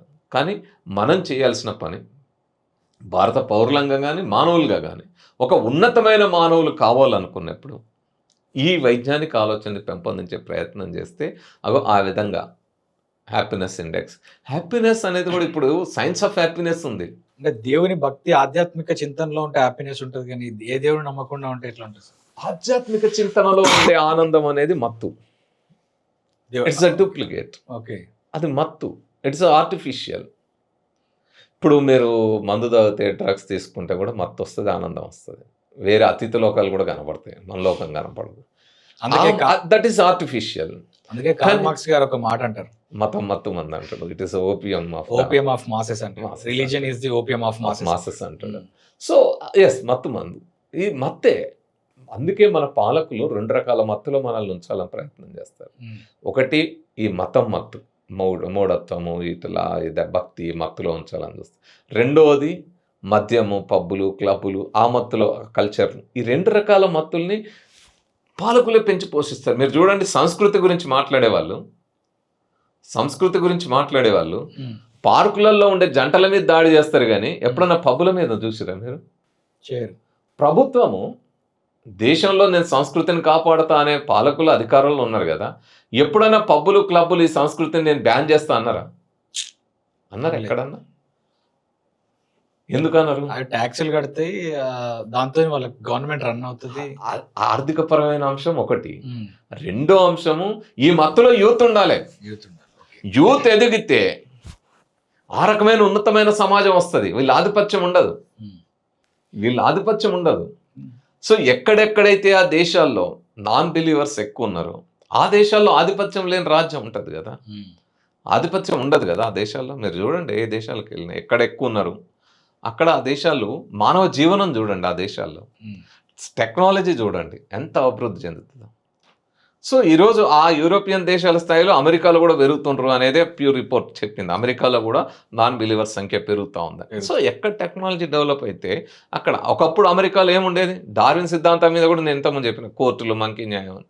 సో ఆ రకమైన న్యాయస్థానాల్లో తీర్పులు అవన్నీ జరిగినాయి కదా. అట్లా అంత జరిగినా కూడా ఈరోజు అక్కడ కూడా మార్పు వస్తుంది. సో భారతదేశంలో కూడా ఓవరాల్గా మనం పైన చూసినప్పుడు మతం పెరిగినట్టుంది. ఎందుకంటే అధికారంలోకి వచ్చారు, అధికారికంగా ఇప్పుడు ఇంటర్నేషనల్ యోగా డేలు జరపడమో లేకపోతే ఇంకా రకరకాల పెంపొందిస్తున్నారు కాబట్టి దాని ప్రభావం కనపడుతుంది. అంటే బయట ఇట్లా చూసినప్పుడు సూపర్ఫిషియల్గా అవన్నీ కనపడతా ఉన్నాయి. ఇంటర్నల్ కూడా కొంత ప్రభావం ఉంది. కానీ ఇదే సందర్భంలో ఇక్కడ కూడా భారతదేశంలో కూడా ఈ మతాన్ని నమ్మకుండా, మతానికి దూరంగా ఉండి అతీత శక్తులు నమ్మకుండా కేవలం మనిషిని, మానవవాదాన్ని ఆలోచించే వాళ్ళ సంఖ్య కూడా పెరుగుతుంది భారతదేశంలో. ఎంతమంది? చాలా మంది చాలా మంది ఉంది. బయట చెప్పుకోరు కానీ ఆలోచన ఇప్పుడున్న పరిస్థితుల్లో చెప్పుకోలేకపోవచ్చు. అదే కదా తేడా. ఇప్పుడు మీరు మతము, దైవం బతకాలి, మూఢత్వం బతకాలి అంటే వందల వేల కోట్ల రూపాయలు ఖర్చు పెట్టాలి, ప్రచారం చేయాలి. ప్రభుత్వాలు చేయాలి, ఆ సంస్థలు చేయాలి, ఆ మత ఆధ్యాత్మిక సంస్థలు చేయాలి. దానికోసం చాలా కోట్లు ఖర్చు పెట్టాలి, సంపాదించుకోవాలి. ఈ మానవవాదానికి కానీ భౌతికవాదానికి కానీ అవసరం లేదు. కోపర్నికస్ను దాడి చేయడానికి వాళ్ళు సైన్యాన్ని వాడుకోవాలి, రాజ్యాన్ని వాడుకున్నది మతం. కానీ కోపర్నికస్కి అవసరం లేదు. కోపర్నికస్ సత్యం చాలు. ఆ రోజు ఒక్కడే బ్రూనోకి సత్యం చాలు. బ్రూనోని హత్య చేసి తాగిందా సత్యం? ఒక్కరే. దీనికి ఏమి పార్లమెంట్ కాదుగా మెజారిటీ తీర్మానం, నువ్వు ఓట్లు వేస్తావా లేదా అని. ఒక్కరుంటే చాలు. ఆలోచించగలిగిన మెథడు ఒక్కటుంటే చాలు, విస్ఫోటనం సృష్టిస్తుంది, సమాజాన్ని మార్పిస్తుంది. సో ఆ మెథడ్లే అందుకే పాలకులకి ఈ మెథడ్లు మన యూత్ ఎదగకుండా చేయడానికి, అవి ఆలోచించకుండా చేయడానికి మత్తులో ఉంచుతారు. అందుకే మీకు శ్రీశ్రీ అంటాడు, కొంతమంది కుర్రవాళ్ళు పుట్టుకతో వృద్ధులు, తాతగారి బామ్మగారి భావాలకి దాసులు, నేటి నిజం చూడలేని కీటక సన్యాసులు, మొద్దిరాత చిప్పలు నూతిలోని కప్పలు అంటాడు. సో అలాంటి కీటక సన్యాసుల్ని, నిజాలు చూడలేని కీటక సన్యాసుల్లాగా తయారు చేయాలంటే ఈ మత్తులో ఉంచాలి. అందుకే మీరు మీడియా, ఈ మధ్య వచ్చిన సోషల్ మీడియా, యూట్యూబ్లు ఎవరిని ఎక్కువ ఫేమస్ చేస్తాయి? బాబాలను, స్వామీజీలను, ముల్లాలను. అంతే, గంటలు ఉపన్యాసాలు ఇస్తారు. వాళ్ళు గంటలు ఇచ్చే ఉపన్యాసం మన ఒక్క నిమిషం రీల్ చాలు సత్యాన్ని అర్థం చేయించడానికి ప్రజలకి. మనకు గంటలు, మనకి మీడియాలు, ఛానళ్ళు అవసరం లే. మనం చెప్పే ఒక్క నిమిషం రీల్లో మాట్లాడగలిగిన అది కూడా జనానికి వెళ్తుంది. ఎందుకంటే ప్రశ్నించే తత్వం మనుషుల సహజంగా ఉంటుంది. అందుకే మీరు చూడండి, అదొక భాగం. వీళ్ళని చూపెట్టడం, వాళ్ళ ప్రవచనాలు చూపెట్టడం ఒక భాగం. ఇంకో భాగం ఏం చేస్తారు? అఘోరి ఆయన ఆడా మగ, శ్రీనివాస ఎన్నిసార్లు సర్జరీలు జరిగినాయి? ఏమి ఇప్పుడు ఆడైతే మనకేంది, మగ అయితే మనకేంది, ట్రాన్స్జెండర్ అయితే మనకేంది? ప్రతి మనిషికి నువ్వు ఆడగో, మగగో లేదా ఎల్జీబీటీకి నువ్వు మార్చుకోవడానికి, జెండర్ మార్చుకోవడానికి హక్కు ఉంది, మార్చుకో. దానికి ఎందుకు నీకు మీడియాలో వర్షిణితో పెళ్ళి జరుగుతుందా, జరగదా? జరిగితే ఏమవుతుంది? శోభనం ఎట్లా ఇవన్నీ ఎందుకు మనకి? ఎందుకు ఇవి అంటే ఒక క్యారెక్టర్ని హీరోయిక్గా చూపెడుతున్నారు. మట్లో తింటే, అన్నం మట్లో కలుపుకొని తింటే హీరోయిక్ అవుతాడు. అసలు రోజు పిట్టుచోళ్ళు చాలా మంది ఇట్లా పెట్టుకొని తింటారు. ఎందుకు చూపెడుతున్నారు? ఎందుకు చూపెడుతున్నారంటే యూత్ అటువైపు మళ్ళాలి. వీళ్ళ బ్రెయిన్ ఆలోచించడం మానేసి వీళ్ళు కూడా అఘోరీలు, సన్యాసులు, చాలా గొప్ప శక్తులు ఉంటాయి, నేను కూడా అటు పోవాలనుకోను. అందుకే మీరు చూడండి, కుంభమేళాల ఐఐటి బాబాని చూపెడతారు. ఐఐటి బాబా ఏంది? నువ్వు బాగా చదివించి అక్కడ దాకా తీసుకెళ్తే, ఇంట్లో బాగా కూర్చోబెట్టి శ్రీ చైతన్య నారాయణలకు పంపించి డబ్బులు కట్టి సంపాదించి పంపిస్తే వీళ్ళు ఏడిపోతారు? చదివి ఎన్ఐటీలు, ఐఐటీలు కొట్టి ఆడికి పోతారంటే ఏంది ఐఐటి బాబా? ఆయన ఏమన్నా ఐఐటి చదివి ఏదైనా కొత్త రీసెర్చ్ చేసి దేశానికి ఏమన్నా అందించిండా? చదవచేత కాక డుమ్మాలు కొట్టి పోయి గంజాయి దమ్ము కొట్టడం అలవాటు అయ్యి సన్యాసిలాగా వాడితే ఐఐటి బాబా అని మీరు గొప్పగా చూపెడతారు. ఈ అఘోరీలు చేసే పని ఏంటి? గంజాయి దమ్ములు కొట్టడమేగా, శవాలు తినడమేగా, అక్కడ జరిగే పని అంతా అదేగా. సో మన యూత్ని ఎడు తీసుకెళ్లాలనుకుంటున్నారు మన పాలకులు అనేది చాలా ముఖ్యమైనది. సో అలాంటి కీటక సన్యాసుల్లాగా, ముద్దురాతి చిప్పల్లాగా తయారు చేయాలనుకున్న సమాజంలో అయినా 100 కోట్లు ఖర్చు పెట్టి, 1000 కోట్లు ఖర్చు పెట్టి వాళ్ళు ఎంత ప్రయత్నం చేసినా సత్యానికి కోట్ల అవసరం లేదు, ఆ ప్రచారార్భాటాలు అవసరం లేదు. చెప్పే ఒక్క మాట అది నిజమైతే చాలు, ఆ నిజాన్ని అది వైజ్ఞానికమైనది అయితే చాలు, అది వెళ్ళిపోతుంది జనంలోకి. దీన్ని ఆపడం ఎవరి తరం కాదు, అది చరిత్ర నిరూపించిన సత్యం కూడా. సో ఎట్లయితే ఇప్పుడు మీరు చూడండి, దాన్ని ప్రచారం చేయడానికి చెట్టు కింద కూర్చొని చేతిరేఖలు చూసుకొని జాతకం చెప్తారు. ఇదో మూఢనమ్మకం, అందరికీ తెలుసు. ఆ జాతకాల్లోనే వాళ్ళు రకరకాలు ఉంటాయి. ఈ చెట్టు కింద కూర్చొని జాతకం చెప్పి 10 రూపాయలు తీసుకుని ఆ హస్తరేఖల దాన్నే 500 కోట్లు పెట్టి సినిమా తీసి ఐన్స్టీన్ ఆఫ్ ద ఆస్ట్రాలజీ అనగానే అంటే మూఢత్వాన్ని పెంపొందించడానికి 500 కోట్లు 600 కోట్లు అవసరం వచ్చింది. సైన్స్కి అది అవసరం లేదుగా, విజ్ఞానానికి అవసరం లేదు. ఇది మీరు ప్రభాస్ రాధేశ్యామ్ సినిమా అంతే కదా, అదే కదా. మరి ఏముంటుంది అందులో? ఏముంది రాధేశ్యామ్లో ఈ గీతలు చూసి చెప్తాడట. చెప్పమనండి ఏం చెప్తాడు? మొన్న పెహల్గామ్లో అటాక్ జరుగుతుందని ఎవరని చెప్పారా? నిన్న హైదరాబాద్లో అంత పెద్ద ప్రమాదం జరిగి 40 మంది చనిపోతారని ఎవరని చెప్పారా? సో ఎక్కడ ఇవన్నీ మన విమాన ప్రమాదం జరిగి అంతమంది 200 మందికి పైగా చనిపోతారని ఎవరని చెప్పారా? ఇవన్నీ ఎందుకు చెప్తారు ఇవన్నీ? సో అంటే ప్రజల్ని ఆ మత్తులో ఉంచి దోపిడీ చేయాలి. వేణుస్వామి అంటే అని చెప్పాను కదా సార్, ఎవరో ఒకరు చచ్చిపోతారు, ఎవరో ఒకరు చచ్చిపోతారు, ఎవరో ఒకరు చచ్చిపోతారు, జనరలైజ్ చేసి చాలా చెప్తారు. ఇప్పుడు కూడా ఒకటి నడుస్తుంది, మనం వీడియో చేసే టైంలోనే బయట ఒకటి నడుస్తుంది. ఏంటంటే అది వంగాబాబా చెప్పారు 2025 జూలై 4వ తేదీనే జపాన్లో సునామీ వస్తుంది, అసలు యుగాంతం యుగాంతం యుగాంతం అరుస్తా ఉన్నారు టీవీలో. నాకు ఈ యుగాంతం కథ ఏంది? యుగాంతం అనేది నేను ఎన్నిసార్లు విన్నానో ఇప్పటికీ. 2012లో యుగాంతం పేరుతో కోట్ల సినిమాలు తీసి కోట్ల సంపాదించుకున్నారు. ఈ యుగాంతం అయిపోయింది, మనం మంచి దావతులు వేసుకోండి అన్నారు. అప్పుడు ఒకసారి స్కైలాబ్ అనే ఒక శాటిలైట్ పడుతుంటే కూడా యుగాంతం అప్పుడు అయిపోతుంది, గొర్రెలని కోసుకొని తిన్నారు తెలంగాణలో తిన్నారు. కానీ స్కైలాబ్ అనేది పడింది, అదేదో మన మీద పడుతుంది అనుకున్నాం, కానీ దాన్ని సముద్రంలో పడేటట్టు చేశారు. అది వేరు భాగం, అదొకటి. కానీ ఆ టైపులో అసలు యుగాంతం అక్కడ ఉంది ఇక్కడ ఉంది, మ్యాన్ క్యాలెండర్ అయిపోయింది 2012కి, అందుకే వచ్చింది అన్నారు, లేదా ఇంకోటి అన్నారు. ఇట్లనే ఎన్నిసార్లు చెప్తారు, ఎన్నిసార్లు అయితే యుగాంతం అంటే అవ్వచ్చు కదా సార్. ఇప్పుడు ఒకప్పుడు భూమి మీద డైనోసార్లు ట్రైనోసార్లు ఉండేవి. ఈ ఆస్ట్రాయిడ్స్ లాంటివి పడి ఆ శకలాల పడి తాకడం వల్ల వేడి పెరిగిపోయి ఇవి ఆ వాతావరణాన్ని తట్టుకోలేక చనిపోయినాయి అని చెప్పి కూడా సైన్స్ మనకు చెప్తుంటది కదా. అట్లా కూడా పాసిబిలిటీ ఉంటుంది కదా. పాసిబిలిటీ లేదని నేను చెప్పాను, కానీ వాళ్ళు చెప్పిన డేట్స్ ఎన్నిసార్లు అయితే మొదటి అంశం. రెండో అంశం నేను చెప్పదలుచుకుంది ఏంటంటే ఈ పాసిబిలిటీ ఇప్పుడు హోమోసేపియన్స్ అనే జాతికి తక్కువ. ఇప్పుడు ఎవల్యూషన్లో మిగతా హోమినాయిడ్స్ ఏవైతే ఆస్ట్రలోపిథెకస్ లేకపోతే మన నియాండర్తల్స్ ఇలాంటి మనతో పాటు ఒక 6-7 రకాల కొన్ని రకాల హోమినాయిడ్స్ జాతులు ఏవైతే వచ్చినాయో ఆ జాతులన్నీ అంతరించి హోమోసేపియన్సే మిగిలింది. మిగతా ఎందుకు అంతరించినాయి? హోమోసేపియన్స్ మాత్రమే ఈ పరిస్థితులకు ఎందుకు అడాప్ట్ అయి ఉండగలిగింది అనేది ఒక అంశం. కానీ ఈ హోమోసేపియన్స్ కూడా గత 100-200 ఏళ్లలోనే ఇలాంటి ఏదైనా ప్రకృతి విపత్తులు వచ్చినప్పుడు కూడా తట్టుకోగల టెక్నాలజీని కూడా డెవలప్ చేసుకుంటున్నాం మనం. కరోనా వచ్చింది, అదే మిగతా జీవజాతులు అయితే జాతి అంతరించిపోయేది. మనిషి హోమోసేపియన్స్ తట్టుకొని నిలబడ్డారు కదా. సో అట్లాగే రేపు పొద్దున ఇంకే విపత్తు వచ్చినా కూడా దాని నుంచి ఇప్పుడు ఆస్ట్రాయిడ్స్ వస్తున్నాయి. ఒకవేళ భూమిని గుద్దుకుంటే ఏమవుతుంది? గుద్దుకోకుండానే అది ఏ ఆస్ట్రాయిడ్ వస్తుంది, అది ఎట్లా వస్తుంది, ఎంత దూరం పోతుందని ముందే ఆలోచించి అవసరమైతే వాటిని బ్లాస్ట్ చేయాలా, ఏం చేయాలని ఆలోచించగలిగే స్థితికి వెళ్ళాం కదా. మూడోది, అసలు ఆ మూన్ మీద కాలనీస్ కడదామా లేకపోతే మార్స్ మీద కాలనీస్ కడదామా అనే దగ్గరికి వెళ్తున్నాం కదా. ఎందుకు వెళ్తున్నాం అక్కడికి? ఎందుకు ఎక్స్ప్లోర్ చేస్తున్నాం? ఒకవేళ ఇక్కడ ఏం జరిగినా మనం అక్కడ ఉండాలి అని. అసలు ఇంకా ఒక అడ్వాన్స్డ్గా ఇంకొకటి జరుగుతుంది. ఏంటిది తెలుసు? అది మనిషి యొక్క జీన్స్ని కొన్నిటిని లేదా కొన్ని సెల్స్ని అదే ఒక పద్ధతుల్లో తయారు చేసి వాటిని పంపి మనం స్పేస్కి పంపిస్తే, ఏదైనా అంగారగ్రహం మీదకో లేదా ఇంకా దూరం స్టార్ దగ్గరికి ఏదైనా పంపిస్తే భవిష్యత్తులో ఇక్కడ పోయినా అక్కడ కూడా హోమోసేపియన్స్ ఎదుగుతారా అని. ఓకే, అంటే ఫ్రోజన్ ఇప్పుడు ఫర్టిలిటీ టైంలో ఏదైనా చేసి పంపితే ఏదైనా అవుతుందా అని. అంటే మనము హోమోసేపియన్స్ అనే జాతి తెలివి మెదడు అభివృద్ధి అయిన తర్వాత అసలు ఈ జాతి అంతరించకుండా ఏం చేయాలనే ఆలోచనలు జరిగితే, ఇంకోవైపు ఏమో ఇప్పుడే బ్లాక్మెయిల్ యుగాంతం అని బెదరగొట్టి జనం వాడేవాడని హార్ట్ అటాక్ ఉంటే సచ్చి పిరికితనమే కదా మనం సమాజంలో పెంపొందించేదంటే పిరికితనమే కదా. ధైర్యము, కాన్ఫిడెన్స్ ఇవి కాదు కదా మనం తయారు చేసేది.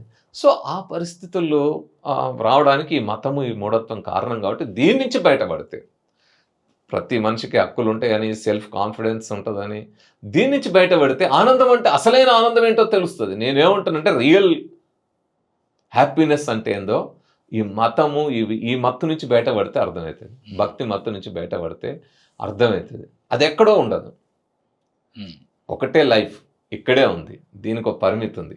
ఈ లైఫ్లోనే నువ్వు ఆనందం అంటే ఏంటిది, ఎలా ఉంటుంది అనేది వాస్తవంగా గమనిస్తే అర్థమవుతుంది. నువ్వు వాస్తవానికి భయపడాల్సిన అవసరం లేదు. మళ్ళీ నేను నా ఉదాహరణ చెప్తే 2020లో పోవాల్సిన వాడిని, 4 రోజులు అక్కడ ఉన్నవాడిని, బెడ్ మీద ఉన్నవాడిని, బయట ఇంటికి వచ్చి కూడా కదలకుంటున్నవాడిని. ఈ రోజుకి మీరు ఎవరినైనా డాక్టర్ని 25% ఈఎఫ్ అండి హార్ట్ ఫెయిల్యూర్ క్యాండిడేట్ అనండి, ఏం చెప్తారు? చనిపోతాడనే చెప్తారు. చనిపోతాడు, లేకపోతే ఆ ట్రాన్స్ప్లాంటేషన్ చేయాలి అంటారు. That is the situation. లేదు ఏదో ఒక డివైస్ పెట్టాలి, అతని హార్ట్ ఎప్పుడైనా ఎక్కువ కొడితే కంట్రోల్ అవుతుంది, కానీ అల్టిమేట్గా అయితే ఆ ట్రాన్స్ప్లాంటేషన్ జరుగుతూనే బతుకుతాడు, లేకుంటే పోతాడు. వాకింగ్ ఎక్కువ చేయొద్దు, మెట్లు ఎక్కొద్దు, ఒక ఫ్లోర్ కూడా ఎక్కొద్దు, మీరు అదే చేస్తున్నారుగా. ఇలాంటివి చెప్తారు. ఇప్పుడు ఈ పక్కనే కదా రోజు ఒక 5 కిలోమీటర్లు వాకింగ్ అండ్ జాగింగ్. ఈ రోజు ఇక్కడికి వచ్చేటప్పుడు కూడా లిఫ్ట్ పని చేయకపోతే 3 ఫ్లోర్లు 3 ఫ్లోర్లు ఎక్కి ఇది ఎట్లా అంటే ఆ కాన్ఫిడెన్స్ ఎట్లా వస్తుంది? ఇది మూఢత్వం కాదు, లేదా మొండి పట్టుదల కాదు. దీనికోసం మెథడ్ ఆఫ్ సైన్స్ పద్ధతి ఉంది. ఆ పద్ధతుల్లో మనం అలా తయారు చేసుకుంటే మన బాడీని ఇంకొద్ది కాలం దీన్ని ఈ లైఫ్ని ఎక్స్టెండ్ చేయగలం. ఎంతకాలం చేయగలుగుతాం? నెలలా, ఏళ్ళ, దశాబ్దాల అంటే దాన్ని బట్టి ఉండేదాన్ని బట్టి ఉంటుంది. కానీ ఆ ఉన్న ఒక్కరోజు నువ్వు ఎలా బ్రతుకుతావు అనేది చాలా ముఖ్యమైనది.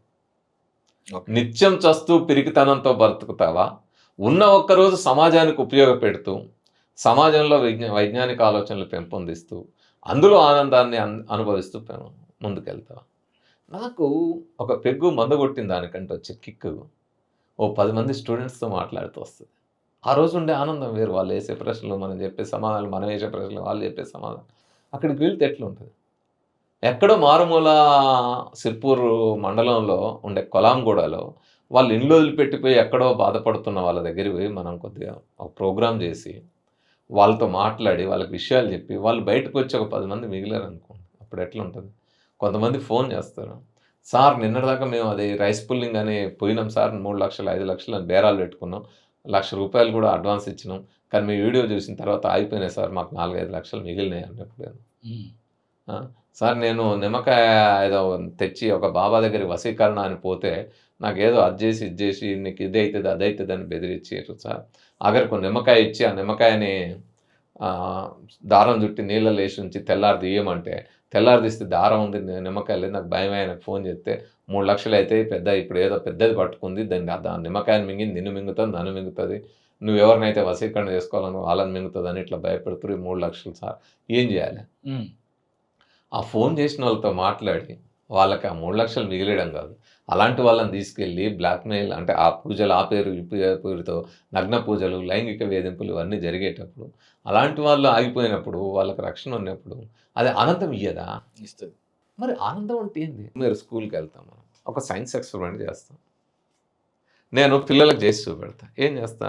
ఒక బాల్ అక్కడ పెడతా, దానిపైన బాటిల్ పోలుస్తా. ఇప్పుడు ఈ బాటిల్ని ఇలాగే పైకి లేపాలి, లేపుతూ దీన్ని డైరెక్షన్ మార్చొద్దు, ఈ బాటిల్తో పాటు బాల్ పైకి లేపాలి అంటారు. ప్రయత్నం చేస్తారు, ఒక అబ్బాయి అమ్మాయి లేపుతారు. లేపినప్పుడు వాళ్ళ ఫేస్లో ఎంత ఆనందం ఉంటుంది? ఈ ఆనందం మందు తాగితే వస్తుందా? నేను సాధించినానే ఆ ఆనందం ఎక్కడి నుంచి వస్తుంది? ఎగ్జైట్మెంట్ వాళ్ళ ఫేస్లో చూడండి. నేను అందుకే సైన్స్ టీచర్లు చెప్తా, అసలు ఎవరికి లేని అవకాశం మీకు ఉందయ్యా. మిగతా క్లాసులో బట్టి చెప్పాలి, కానీ నీ క్లాసులోకి వస్తే రోజు హ్యాపీగా బయటకు వెళ్తారు పిల్లలు, ఎంత ఆనందం కళ్ళం. ఇప్పుడు నేను చాలాసార్లు పిల్లలు చూస్తా, అక్కడ తీసుకెళ్ళి ఒక పెద్ద బౌల్ పెట్టి అందులో వాటర్ పోసి ఒక మిర్రర్ పెడతా, అందులో పెడితే ఎదురుగా మీకు మంచి రెయిన్బో క్లియర్ 7 కలర్స్ కనబడతాయి మీకు. అక్కడ ఆ రెయిన్బోలో కనపడవు, మిగతా చోట కనపడవు, అక్కడ క్లియర్ 7 కలర్స్ ఇట్లా పడతాయి, మంచిగా అది ఊతా ఉంటే ఆ పిల్లల ఫేసెస్ చూడండి, అప్పుడు అది చూసినప్పుడు ఎంత ఆనందం ఉంటుంది. అది చెప్పిన సైన్స్ టీచర్కి ఎంత ఆనందం. సో ఈ ఆనందం మనకి మన జీవితంలో మనం మంచి అంటే ఏ మత్తు ఇతర ఆర్టిఫిషియల్ లేకుండా మనం న్యాచురల్గా ఆనందం పొందవచ్చు. వీళ్ళ సమస్య ఏంటంటే మందులు వేసుకోండి, మెడిసిన్ వేసుకోమంటేనేమో ఇది కాదు న్యాచురల్గా ఉండవని జనాన్ని చంపే పరిస్థితిలో తీసుకెళ్తారు. కానీ ఆనందం దగ్గరకు వచ్చేసరికి ఈ ఆర్టిఫిషియల్ది చెప్తారు, న్యాచురల్ ఆనందాన్ని దూరం పెడతారు. ఈరోజు మీరు చెప్పిన మిగతా కంట్రీస్ హ్యాపీనెస్ అంతగా ఉండడానికి కారణం వాళ్ళు ఇతర శక్తుల మీద ఆధారపడకుండా మనిషిని కేంద్రంగా చేసుకుని తమ ఆలోచనలు ఉన్నాయి కాబట్టి ఆ మేధస్సు ఆ విధంగా ఎదుగుతుంది. సార్ మన పిల్లలది ఒక క్వశ్చన్, ఇప్పుడు దేవుడు అనే వాడు లేకపోతే రాకెట్ని అంతరిక్షంలోకి పంపిస్తున్నటువంటి సైంటిస్టులు, శాటిలైట్స్ పంపిస్తున్నటువంటి సైంటిస్టులు ఎందుకు తిరుపతికో లేకపోతే బాలాజీ దగ్గరకో వెళ్ళి పూజ చేసి తీసుకెళ్తారని చెప్పి క్వశ్చన్ అడిగారు వాళ్ళు. దానికి ఏం చెప్తారు? అంటే రాకెట్ని తయారు చేసే సైంటిస్టులు మన దగ్గర తిరుపతి తీసుకెళ్ళి పూజ చేస్తారు. అదే పాకిస్తాన్‌లో లేకపోతే ఇంకే దేశంలో అయితే వాళ్ళు మసీదుకి వెళ్ళి పూజ చేస్తారు. నమాజులు చేసుకుంటారు. లేదా చర్చికెళ్ళి చేస్తారు. ఇవెందుకు? ఇప్పుడు మన సునీత విలియమ్స్ కూడా ఒకవైపు బైబిల్, ఇంకోవైపు వినాయకుడి విగ్రహం కూడా పట్టుకొని పోయింది. సో, ఇంకో అతను బైబిల్ కూడా పట్టుకొని పోయారు. ఈమేమో భగవద్గీత పట్టుకొని పోయింది. సో, ఇట్లా ఉంటాయి. ఇవెందుకైతే ఇప్పుడు సైంటిస్టులుగా లేదా సైన్స్ చదువుకున్న వాళ్ళుగా మన దేశంలో కానీ మొత్తం ఎక్కువ భాగం ఈ సైన్స్ని చదువుకున్న వాళ్ళు టెక్నోక్రాట్స్గా ఎదుగుతున్నారు కానీ సైంటిఫిక్ టెంపర్గా ఉన్న వాళ్ళు తక్కువ. అంటే వాళ్ళు ఎక్కువ ఉన్నారు కానీ ఇట్లాంటి వాళ్ళు కూడా కొంతమంది ఉన్నారు సైంటిఫిక్ టెంపర్ లేని వాళ్ళు. వాళ్ళు ఏంటంటే నేను చేసే సైన్స్ ప్రయోగమేమో సైంటిఫిక్గా చేయాలి, మెథడ్ ఆఫ్ సైన్స్ ఫాలో కావాల్సిందే, లేకపోతే రాకెట్ ఎగరదు కదా, నేను కేవలం పూజలు చేస్తే ఎగరదు కదా. రెండవది వాళ్ళు ఏం చేస్తారు అక్కడికి వచ్చేసరికి వాళ్ళకి చిన్నప్పటి నుంచే పేరెంట్స్ కానీ సమాజం కానీ వాళ్ళ గ్రాండ్ పేరెంట్స్ కానీ లేకపోతే చుట్టూ ఉండే సమాజం కానీ ఈ దైవభావన చిన్నప్పటి నుంచే కూరుస్తుంది. మనిషిలో హేతుతత్వము, ప్రశ్నించే తత్వము, ఆ భావజాలం ఏదైతే ఉందో భౌతికవాదం, ఇది సహజంగా వస్తుంది. అదే మానవుల కాలం నుంచి, లేకపోతే అసలు దైవభావనే పుట్టుండేది కాదు ప్రశ్నించే తత్వం లేకపోతే. కానీ అక్కడే ఆగిపోకుండా ముందుకు వచ్చారు. కానీ ఈ దైవభావన ఏదైతే ఉందో ఇది పైనుంచి బయట నుంచి మన మెదడులలోకి చొప్పించబడుతుంది.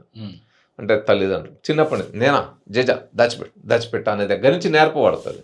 సో అట్లే సమాజం కూడా అందరిని చూసి మనం కూడా ఇట్లా చేయాలనేది ఇందులో కూరుకుపోయిన తర్వాత ఆయన సైంటిస్ట్ అయినాక కూడా ఒకవైపు ఏమో సైంటిఫిక్ మెథడ్ ఆఫ్ సైన్స్ ఇదంతా కనపడుతుంది తన ఉద్యోగంలో, కానీ తన ఆచరణకు వచ్చేసరికి దీంట్లోంచి బయటపడలేని ఒక ద్వైతీ భావం తన మదర్లోనే 2 రకాల భావాలతో ఘర్షణ జరుగుతుంటుంది.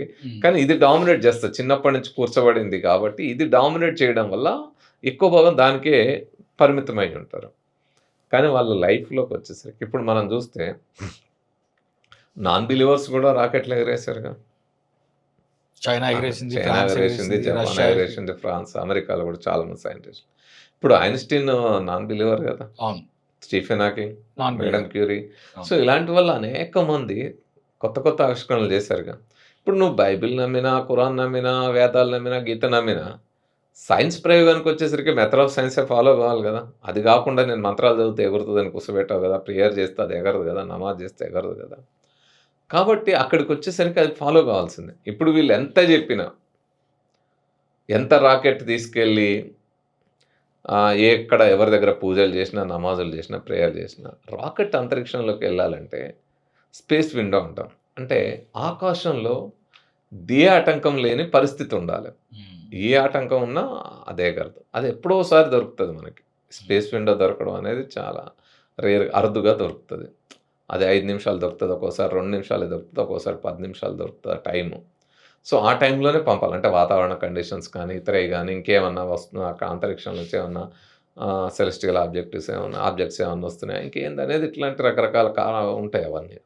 సో దానికోసం చూస్తారా వీళ్ళు పెట్టే ముహూర్తం ప్రకారం పంపుతారా? Space window దొరకాలిగా. ఒకసారి ఇండియాలో అది కూడా అయింది. వీళ్ళ మూఢత్వంతో 10 నిమిషాల స్పేస్ విండో వదులుకొని 2 నిమిషాల స్పేస్ విండో టైం కోసం వదిలిపెట్టాల్సిన పరిస్థితి, వాళ్ళు అందరూ టెన్షన్ పడి బీపీలు పెంచుకోవాల్సిన పరిస్థితి కూడా వచ్చింది. అక్కడ అంత స్థితికి తీసుకెళ్తే.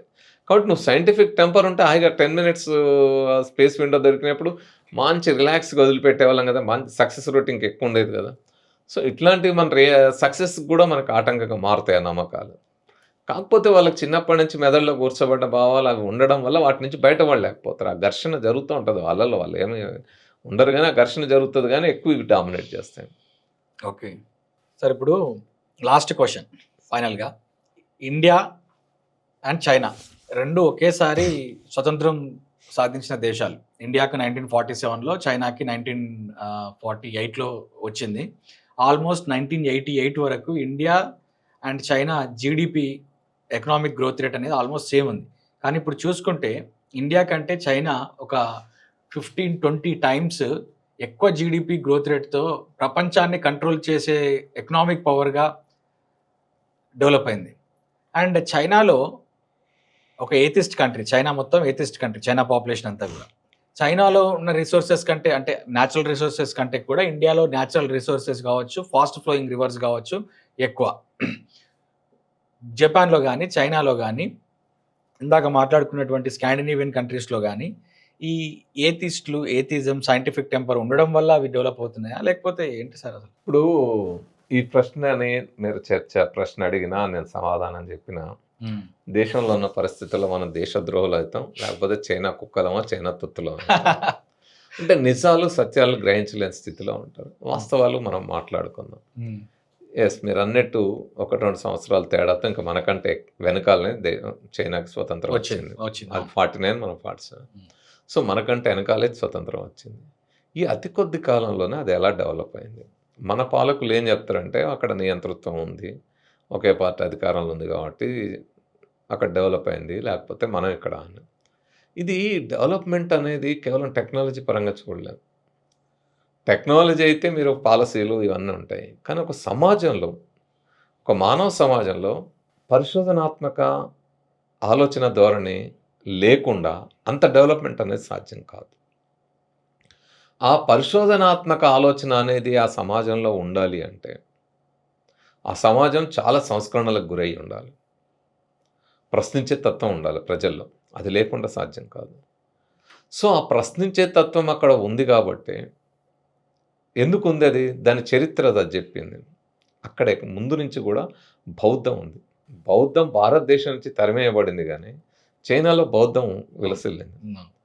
సో ఆ బౌద్ధం యొక్క వారసత్వం అక్కడ ఉంది, చారిత్రక వారసత్వం ఉంది వాళ్ళకి. ప్రశ్నించే తత్వం, దేవుడికి దూరంగా ఉండేది మొదటి నుంచి ఉంది వాళ్ళకి. సో ఆ తర్వాత ఇప్పుడు అధికారం మారింది, స్వతంత్రం వచ్చింది. దాని నుంచి ఈ తత్వం మరింత పెరిగింది జనంలో, ఏది ప్రశ్నించే తత్వం. సో సైంటిఫిక్ టెంపర్ కూడా పెరిగింది. ఆ సైంటిఫిక్ టెంపర్ పెరిగిన దాని ఫలితం ఈరోజు కనపడతాం. ఎంతసేపు చైనాని మనం పైన చూస్తే సూపర్ఫిషియల్గా చూసినప్పుడు దాని డెవలప్మెంటు, అక్కడ ఒక పార్టీ అధికారంలో ఉండడం వల్ల నియంతృత్వం ఇట్లా కనపడుతుంది. కానీ లోతుల్లోకి వెళ్ళి మన సమాజాన్ని, అక్కడ ఉండే ప్రజలు, ఆ సంస్కృతి, వాళ్ళ భావజాలం, దాని ప్రభావాలు ఇవన్నీ స్టడీ చేస్తే మనకు అది అర్థం అవుతుంది. ఎప్పుడో నేను 90స్లో ఆనాటి ఉమ్మడి ఏపీలో AP academy of rural development ఉండేది. అక్కడ నేను చాలామందికి ట్రైనింగ్ చెప్పేటప్పుడు నన్ను micro level planning, village level planning గురించి క్లాసులు చెప్పేవాడిని. అప్పుడే నేను learning lessons from rural development of China అనే పుస్తకాలు మన దగ్గర ఉండే ఎకనామిక్స్లో రాసినవి, ప్రొఫెసర్స్ రాసినవి చదివిన అలాంటి పుస్తకాలు. సో ఎందుకు అట్లా జరిగింది అనేది, ఇప్పుడు అట్లాంటి పుస్తకం బయటకు వస్తే ఇంకేమంటారో మనకు తెలుసు. కానీ దాని ఆధారంగానే మనం ఈ ప్లానింగ్, లోకల్ ప్లానింగ్ అవి కూడా చెప్పుకోవచ్చు. అక్కడ విలేజ్ లెవెల్ వరకు ప్లానింగ్ ఉంటుంది, ఒక మనిషిని ఎట్లా డెవలప్ చేయాలనేది ఉంటుంది. సో ఈ ఆలోచన ఫలితంగానే మీరు అక్కడ చూస్తే ఈరోజు రీసెర్చ్ పేపర్ ప్రొడ్యూస్ అవ్వడంలో కానీ, రీసెర్చ్ పేపర్స్ ప్రొడ్యూస్ అవ్వడాన్ని భారతదేశాన్ని మనం చైనాతో పోలిస్తే వాళ్ళతో అసలు సరిదూగే పరిస్థితులు లేవు. కనీసం పోలిక కూడా చేసుకోలేదు. లక్షల్లో పేటెంట్స్ ఉన్నాయి, ఇండియాకి పేటెంట్స్ లక్షల్లో ఉన్నాయి, వేలల్లో ప్రతి సంవత్సరం వేలల్లో రీసెర్చ్ పేపర్స్ ప్రొడ్యూస్ అవుతాయి. రీసెర్చ్ పేపర్స్ రావడమే కాదు, వాటి క్వాలిటీ కూడా మనతో పోలిస్తే చాలా ఎక్కువ స్థితిలో ఉంటుంది. అందుకే ఇప్పుడు జనాభా కారణం, మనోళ్ళు ఏమన్నా అంటే జనాభా పెరుగుదల, దీనికి పాపులేషన్ కారణం అంటారు, మన అభివృద్ధి ఏందా. మరి పాపులేషన్ మనకు కూడా ఈక్వల్ స్థాయిలో ఉంది. మనం ఇప్పుడు దేంట్లో అన్నా బీట్ చేసినాం అంటే చైనాని జనాభాలో బీట్ చేసినాం. కానీ ఆ జనాభా అటు ఇటుగా ఇప్పటికైనా మనతో స్థాయిలో ఉంది. మరి అంత స్థాయిలో ఉన్న దగ్గర అది ఎట్లా సాధ్యమైంది? కానీ చైనాలో ఫ్రీడమ్ ఉండదు కదా. అంటే ఇప్పుడు భారతదేశంలో ఒక మున్సిపల్ స్వీపర్గా పనిచేస్తున్న వాళ్ళు భారతదేశ ప్రధానిని కూడా వాళ్ళు విమర్శించవచ్చు, తిట్టొచ్చు. కానీ చైనాలో అది ఆ ఫ్రీడమ్ ఉండదు కదా. చైనాలో ప్రధాన్ని విమర్శించే ఫ్రీడమ్ లేకపోవచ్చు, కానీ ఒక మనిషి తన జీవితాన్ని, అది మనం అందరం ప్రశ్నించాల్సిన అంశం ఆ ఫ్రీడమ్ గురించి. కానీ ఇతర అంశాలు ఏవైతే దాని ప్రగతికి తోడ్పడినాయో వాటిని అధ్యయనం చేయాలిగా. మనము ఆ ప్రశ్నించలేని తత్వాన్ని, ప్రధాన్ని ప్రశ్నించలేకుండా ఆగిపోయిన తత్వాన్ని మనమేం ప్రమోట్ చేయొద్దు, దాన్ని క్వశ్చన్ చేయాలి. అది మనం నేర్చుకోవద్దు. మనం నేర్చుకోవాల్సింది ఏంది, ఆ సమాజంలో ప్రజల్లో ఉన్న భావజాలం ఏంటిది, అది ఎట్లా ప్రభావితం చేస్తుంది, అది ఎట్లా సమాజాన్ని ముందుకు తీసుకెళ్తా ఉంది, ఇంత సైంటిఫిక్ టెంపర్మెంట్ ఆ దేశంలో ఎందుకు వచ్చింది, ఇంత అడ్వాన్స్మెంట్ ఎందుకు వచ్చింది అనేది మనం పరిశీలిస్తే టెక్నాలజీ డెవలప్మెంట్ ఎట్లా సాధ్యమైంది. ఎస్, పాలకులు అక్కడ ఉండే అవలంబించిన పాలసీలు తోడ్పడ్డాయి, దానికంటే ముఖ్యంగా ప్రజల్లో ఉండే ఆ సైంటిఫిక్ టెంపర్మెంట్ తోడ్పడ్డది. సో మతం లేని రాజ్యం ఉంటే ఈరోజు కాకపోతే రేపైనా వాళ్ళు ప్రశ్నిస్తారు, వాళ్ళు తెలుసుకుంటారు. అక్కడ ప్రజలు ఆ ఆలోచన నుంచి ఏం బయటికి రా. అదే సందర్భంలో ఫ్రీడమ్ గురించి మాట్లాడినప్పుడు, ఫ్రీడమ్ అంటే విచ్చలవిడి దూషణ అది ఫ్రీడమ్ అనుకుంటారు. ఇప్పుడు మనం ట్రోల్స్ చేయడమే ఫ్రీడమ్ అనుకునే బ్యాచ్ ఒకటి ఉంది కదా, బూతులు తిట్టడం, దాడులు చేయడమే. అది ఫ్రీడమా? నాకు ఆహారం సరిపోయినంత దొరకడం, నేను స్వేచ్ఛగా ఆలోచించుకోవడం, నా జీవితం ఎలా ఉండాలో నేను నిర్ణయించుకోవడం, నేను ఎలా వెళ్ళాలనేది నిర్ణయించుకునే ఫ్రీడమ్, ఈ ఫ్రీడమ్ వాళ్ళ దగ్గర ఉంది. వాళ్ళ ఆలోచన. ఇప్పుడు ఒకప్పుడు ఏంది, చైనా అంటే ఐరన్ కర్టెన్, అక్కడ ఏం జరుగుతుందో మనకు తెలియదు అనేది. ఇప్పుడు మన దేశం నుంచి లక్షల మంది స్టూడెంట్స్, ఎంప్లాయీస్ అక్కడ ఉన్నారు, పని చేస్తున్నారు, ఉద్యోగాలు చేస్తున్నారు, వ్యాపారాలు చేస్తున్నారు. ప్రతి ఒక్కరి చేతిలో స్మార్ట్ ఫోన్ ఉంది. అక్కడ అట్లాంటివి ఏమైనా జరిగితే మనకి ఇమ్మీడియట్గా వస్తాయి. కానీ ఒక దేశంలో నుంచి బయట దేశంలో, వేరే దేశంలో పుకార్లు ఎక్కువ ఉంటాయి. కానీ అక్కడ జరుగుతున్న డెవలప్మెంట్లో మనం నేర్చుకోవాల్సిన అంశాలు ఏంది అనేది మనం తెలుసుకోవాలి.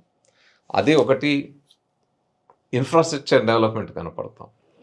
ఆ infrastructure development and technology development, దానికి మూలమైంది science development, scientific temper development. Science లేకుండా టెక్నాలజీ రాదు.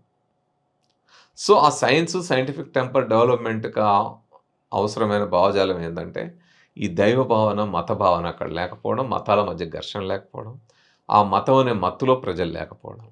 ఇవి ఎప్పుడైతే దూరంగా ఉంటారో అప్పుడు ఖచ్చితంగా స్వేచ్ఛాలోచన ఉంటుంది. మనిషి స్వతంత్రంగా ఆలోచించుకుంటారు, తన జీవితం ఎలా ఉండాలో తను నిర్ణయించుకుంటారు, మేధో వికాసం జరుగుతుంది. ఆ మేధో వికాసం మరింత ఉన్నతమైన సమాజం వైపుకే తీసుకెళ్తుంది వాళ్ళనైనా ఎవరినైనా. మేధో వికాసం లేకపోతే మళ్ళా మనం వెనకటి కాలంలోకి వెళ్ళాలని మతరాజ్యాలు ప్రయత్నిస్తాయి. మతాన్ని ప్రమోట్ చేసేవాళ్ళు, మతంలోనే జనం ఆ మత్తులోనే ఉండాలనుకునే వాళ్ళు, వాళ్ళకి ఆదర్శం 2000 ఏళ్ల క్రితమో 1000 ఏళ్ల క్రితమో ఉండే సమాజం వాళ్ళకి ఆదర్శం. కానీ మతరహితమైన ఉన్నవాళ్ళు, పాలకుల ఆలోచనతో ఉన్న ఆ సమాజం, ఆ మనిషి, ఆ మానవ ఆలోచన ముందుకే వెళ్తుంది. వాళ్ళు మనం ఈరోజు చూసి దాన్ని ఇది అక్కడ నియంత్రితం ఉంది, నిరంకుశం ఉంది అని ఇవన్నీ అనుకోవచ్చు. కానీ రేపు పొద్దున వాళ్ళు వెళ్ళేది దీనికంటే ఉన్నతమైన సమాజం వైపు వెళ్తారు. ఎందుకంటే ఆలోచన అట్లుంది, ఆ ప్రగతి వైపు వెళ్తూ ఉన్నారు. ఆ స్వేచ్ఛ ఆలోచనలు వాళ్ళు, మిగతా అంశాల్లో వాళ్ళకి చాలా స్వేచ్ఛ ఉంది. ఓకే, చాలా అంశాల్లో స్వేచ్ఛ ఉంది వాళ్ళకి. సో ఆ భారతదేశం స్వేచ్ఛని వాళ్ళు వాడుకుంటున్నారు. పాలకుల్ని ప్రశ్నించే స్వేచ్ఛ లేకపోవచ్చు, కానీ మిగతా అంశాల్లో చాలా స్వేచ్ఛ ఉంది. అవును. సో ఆ పాలకుల్ని ప్రశ్నించే స్వేచ్ఛ కూడా వాళ్ళకి వస్తుంది, వాళ్ళకు సాధించుకుంటారు. ఆ మాత్రం ఆలోచన ఉన్నవాళ్ళు, మానవ హక్కుల గురించి, మానవ విలువల గురించి ఆలోచన ఉన్నవాళ్ళు, మానవ మానవాభివృద్ధి సూచికల్లో మనకంటే ముందు పీఠన ఉన్నారు కదా, మనకంటే చాలా ముందు ఉన్నారు వాళ్ళు. మనం 100 తర్వాత 140, 130 దగ్గర ఉంటే వాళ్ళు 100 లోపే ఉన్న కంట్రీస్ కాబట్టి. సో మానవాభివృద్ధిలో ముందున్నారు, ఆనందమైన జీవితాల్లో కూడా మనకంటే ముందే ఉన్నారు. కాబట్టి వాళ్ళు ఇంకా ఈ విషయంలో కూడా ముందుకెళ్తారు. కాకపోతే ఏంటంటే మన దగ్గర ఉండే అంశం, మన దగ్గర స్వేచ్ఛ ఉందా? ఉంది కదా సార్, మాట్లాడుకోవచ్చు కదా. మాట్లాడుకోవచ్చు, ఒక మాట అనొచ్చు. కానీ ఈ మాట అనేందుకు ఇప్పుడు రేపు పొద్దున ఎంత తిట్లు వస్తాయి. రేపు పొద్దున కింద చూడండి, ఇప్పుడు మీడియా ఉంది. మీడియా ఎవరి కంట్రోల్ ఉంది? ఏ ఒక్క మీడియా అన్నా స్వేచ్ఛగా ప్రధానిని విమర్శించే ఎలక్ట్రానిక్ మీడియా ఏదని చెప్పండి, పాలకులను విమర్శించే మీడియా ఏదని చెప్పండి, ఉందా ఏదైనా? లేదు. మొత్తం అంబానీ అదానీల కంట్రోల్లో ఉండి ప్రభుత్వానికి సపోర్ట్ చేస్తూ నడుస్తుంది కదా. ఇప్పుడు సోషల్ మీడియా ఉంది, విమర్శిస్తున్నాం, కానీ మిగతా మీడియా ఏది ఉంది? అంతా కార్పొరేట్ కంపెనీల కంట్రోల్లో ఉంది. ఇక్కడ కూడా నియంతృత్వము, ఇక్కడ పాలన, ఇక్కడ పెత్తనము, ఇక్కడ అధికారం అంతా కూడా కార్పొరేట్ చేతుల్లోనే ఉంది. కాకపోతే మన భారత రాజ్యాంగం స్వేచ్ఛ, సమానత్వం, సౌభ్రాతృత్వం చెప్పింది కాబట్టి మనం ఈ మాత్రం నిలబడగలుగుతున్నాం. ఇప్పుడు మన పాలకులు ఏం చేస్తున్నారు? రాజ్యాంగాన్ని మార్చాలి, మళ్ళీ మనుస్మృతి తేవాలి. ఇంకేమంటాండి, ఇప్పుడు అందులోంచి సోషలిస్ట్ పదం ఎత్తేస్తా, సెక్యులర్ పదం ఎత్తేస్తా. సోషలిస్ట్ సెక్యులరే కాదు, సోషలిజం అంటే ఏంది అర్థం? సమానత్వం. మరి అదే రాజ్యాంగంలో ఒకటి ఉంది కదా, స్వేచ్ఛ, స్వాతంత్రం, సమానత్వం, సౌభ్రాతృత్వం. అంబేద్కర్ రాసిన పదాలు. సమానత్వం అంటేనే అది కదా, ఈక్వాలిటీ. సోషలిజం అంటేనే ఈక్వాలిటీ కదా. మరి ఆ పదం ఎత్తేసిన తర్వాత సమానత్వం ఎందుకు ఉండాలి? సమానత్వం ఉన్నది అది ఎత్తేసిన తర్వాత సౌభ్రాతృత్వం ఎందుకు ఉండాలి? నాకు ఇంకో మతంతో సౌభ్రాతృత్వం ఎందుకు ఉండాలి? మతాన్ని నమ్మనోడితో సౌభ్రాతృత్వం, ఘర్షణ ఉండాలనే, కొట్టాలనే, దాడి చేయాలనే, బూతులు తిట్టాలనే, సంపాలనే, ఘర్షణ పడాలనే. సౌభ్రాతృత్వం ఎందుకు ఉంటుంది? ఆ భావజాలం విరుద్ధమైంది కదా వాళ్ళ భావానికి, అది కూడా ఎత్తేయాలంటారు. సో అక్కడి నుంచి స్వేచ్ఛ పోతుంది, స్వాతంత్రం పోతుంది, సౌభ్రాతృత్వం పోతుంది. ఇవి లేకుండా చేయడమే కదా ఇప్పుడు జరుగుతున్నది. కాబట్టి ఎక్కడైనా సరే ఈ రకమైన ఆ భావజాలం ఉన్న ఆ పాలకులు ఉంటే ఆ సమాజానికి అది నష్టదాయకమే. అది చైనా అయినా, భారత్ అయినా, ఇంకో దేశమైనా. దాని నుంచి కూడా బయటపడాలి. సో, మనం కూడా అక్కడ వాళ్ళు సైంటిఫిక్‌గా ఇంత డెవలప్ అయినారు కాబట్టి, వాళ్ళ ఆలోచన సమాజంలో అది ఉంది కాబట్టి, మొదటి నుంచి ఆ మత భావాలు లేవు కాబట్టి, వాళ్ళు ఎంతకంటే ఉన్నతమైన సమాజం వైపు వెళ్తారు. మనం కూడా ఆ విధంగా వెళ్ళాలి. వెళ్ళాలంటే ఈ మత సంకెళ్ళ నుంచి. ఈ మతం మత్తు అనే ఈ మెదళ్ళల్లో ఉన్న మన మెదళ్ళకి వేసిన సంకెళ్ళు ఏవైతే ఉన్నాయో, ఆ మూఢత్వపు సంకెళ్ళను వదులుకుంటే మేధో వికాసం జరుగుతది. విజ్ఞానవంతులవుతాం. విజ్ఞానవంతులవుతాం. మూఢత్వాన్ని వదిలి మానవులం గూడా అవుతాం. సో, మళ్ళా భారత రాజ్యాంగం చెప్పిన మానవవాదం, సంస్కరణ అభిలాషను పెంపొందించి, వైజ్ఞానిక దృక్పథాన్ని పెంపొందించే మానవులుగా భారత పౌరులు ఎదగాలి. అది మన బాధ్యత రాజ్యాంగం ప్రకారం. హక్కులు గుర్తుండడమే కాదు, పౌరుల ప్రాథమిక బాధ్యతలు రాజ్యాంగంలో చెప్పింది. అది కూడా గుర్తుండాలి. రేపు పొద్దున దాన్ని కూడా ఎత్తేస్తారేమో తెలియదు. అసలు రాజ్యాంగాన్ని ఎత్తేయాలనుకున్నప్పుడు ఇంక అన్నీ పోతుంటాయి. కాబట్టి భారత రాజ్యాంగం పౌరులకి స్వేచ్ఛ, సమానత్వం, సౌభ్రాతృత్వంతో పాటు ఆర్థిక, రాజకీయ, సామాజిక న్యాయం పౌరులందరికీ ఉండాలని చెప్పింది. ఆ పీఠిక చెప్పింది. ఈ చెప్పడంలోనే సెక్యులర్ అండ్ సోషలిస్ట్ భావం ఉంది. 6 పదాల్లోనే. దాంతోపాటు రాజ్యాంగంలో ఆర్టికల్ 51A పౌరుల ప్రాథమిక బాధ్యతలని, వాటిని గుర్తెరిగి ప్రతి ఒక్కరూ సైంటిఫిక్ టెంపర్ పెంపొందించుకోవాలని, స్పిరిట్ ఆఫ్ ఇంక్వైరీ ప్రతిదాన్ని పరిశీలించి, ప్రశ్నించి సత్యాన్ని తెలుసుకోవాలని, మానవవాదులుగా సంస్కరణాభిలాషలు ఎదగాలని కోరుతూ ఈ అవకాశం కల్పించిన మీకు ధన్యవాదాలు. వశిష్ట 365 ఛానల్ తర్వాత పిలిచి ఇంత చేసినందుకు, ఇంతసేపు పాడ్కాస్ట్ చేసినందుకు, ఇంత ఓపికగా ప్రశ్నలు అడిగినందుకు, దీని ప్రజలకు ఇంత సమాచారం మనం అందించే ప్రయత్నం చేసినందుకు thanks. Thank you sir, thank you so much. చాలా మంచి కంటెంట్ని, మీ యొక్క అనుభవాల్ని, ఒక 100 పుస్తకాలు చదివితే వచ్చే నాలెడ్జ్ని మీరు ఇచ్చారు. You are like a walking encyclopedia ఈ విషయాలలో, పర్టికులర్గా సైంటిఫిక్ టెంపర్ విషయాలలో. Thank you sir, thank you so much sir. Thank you.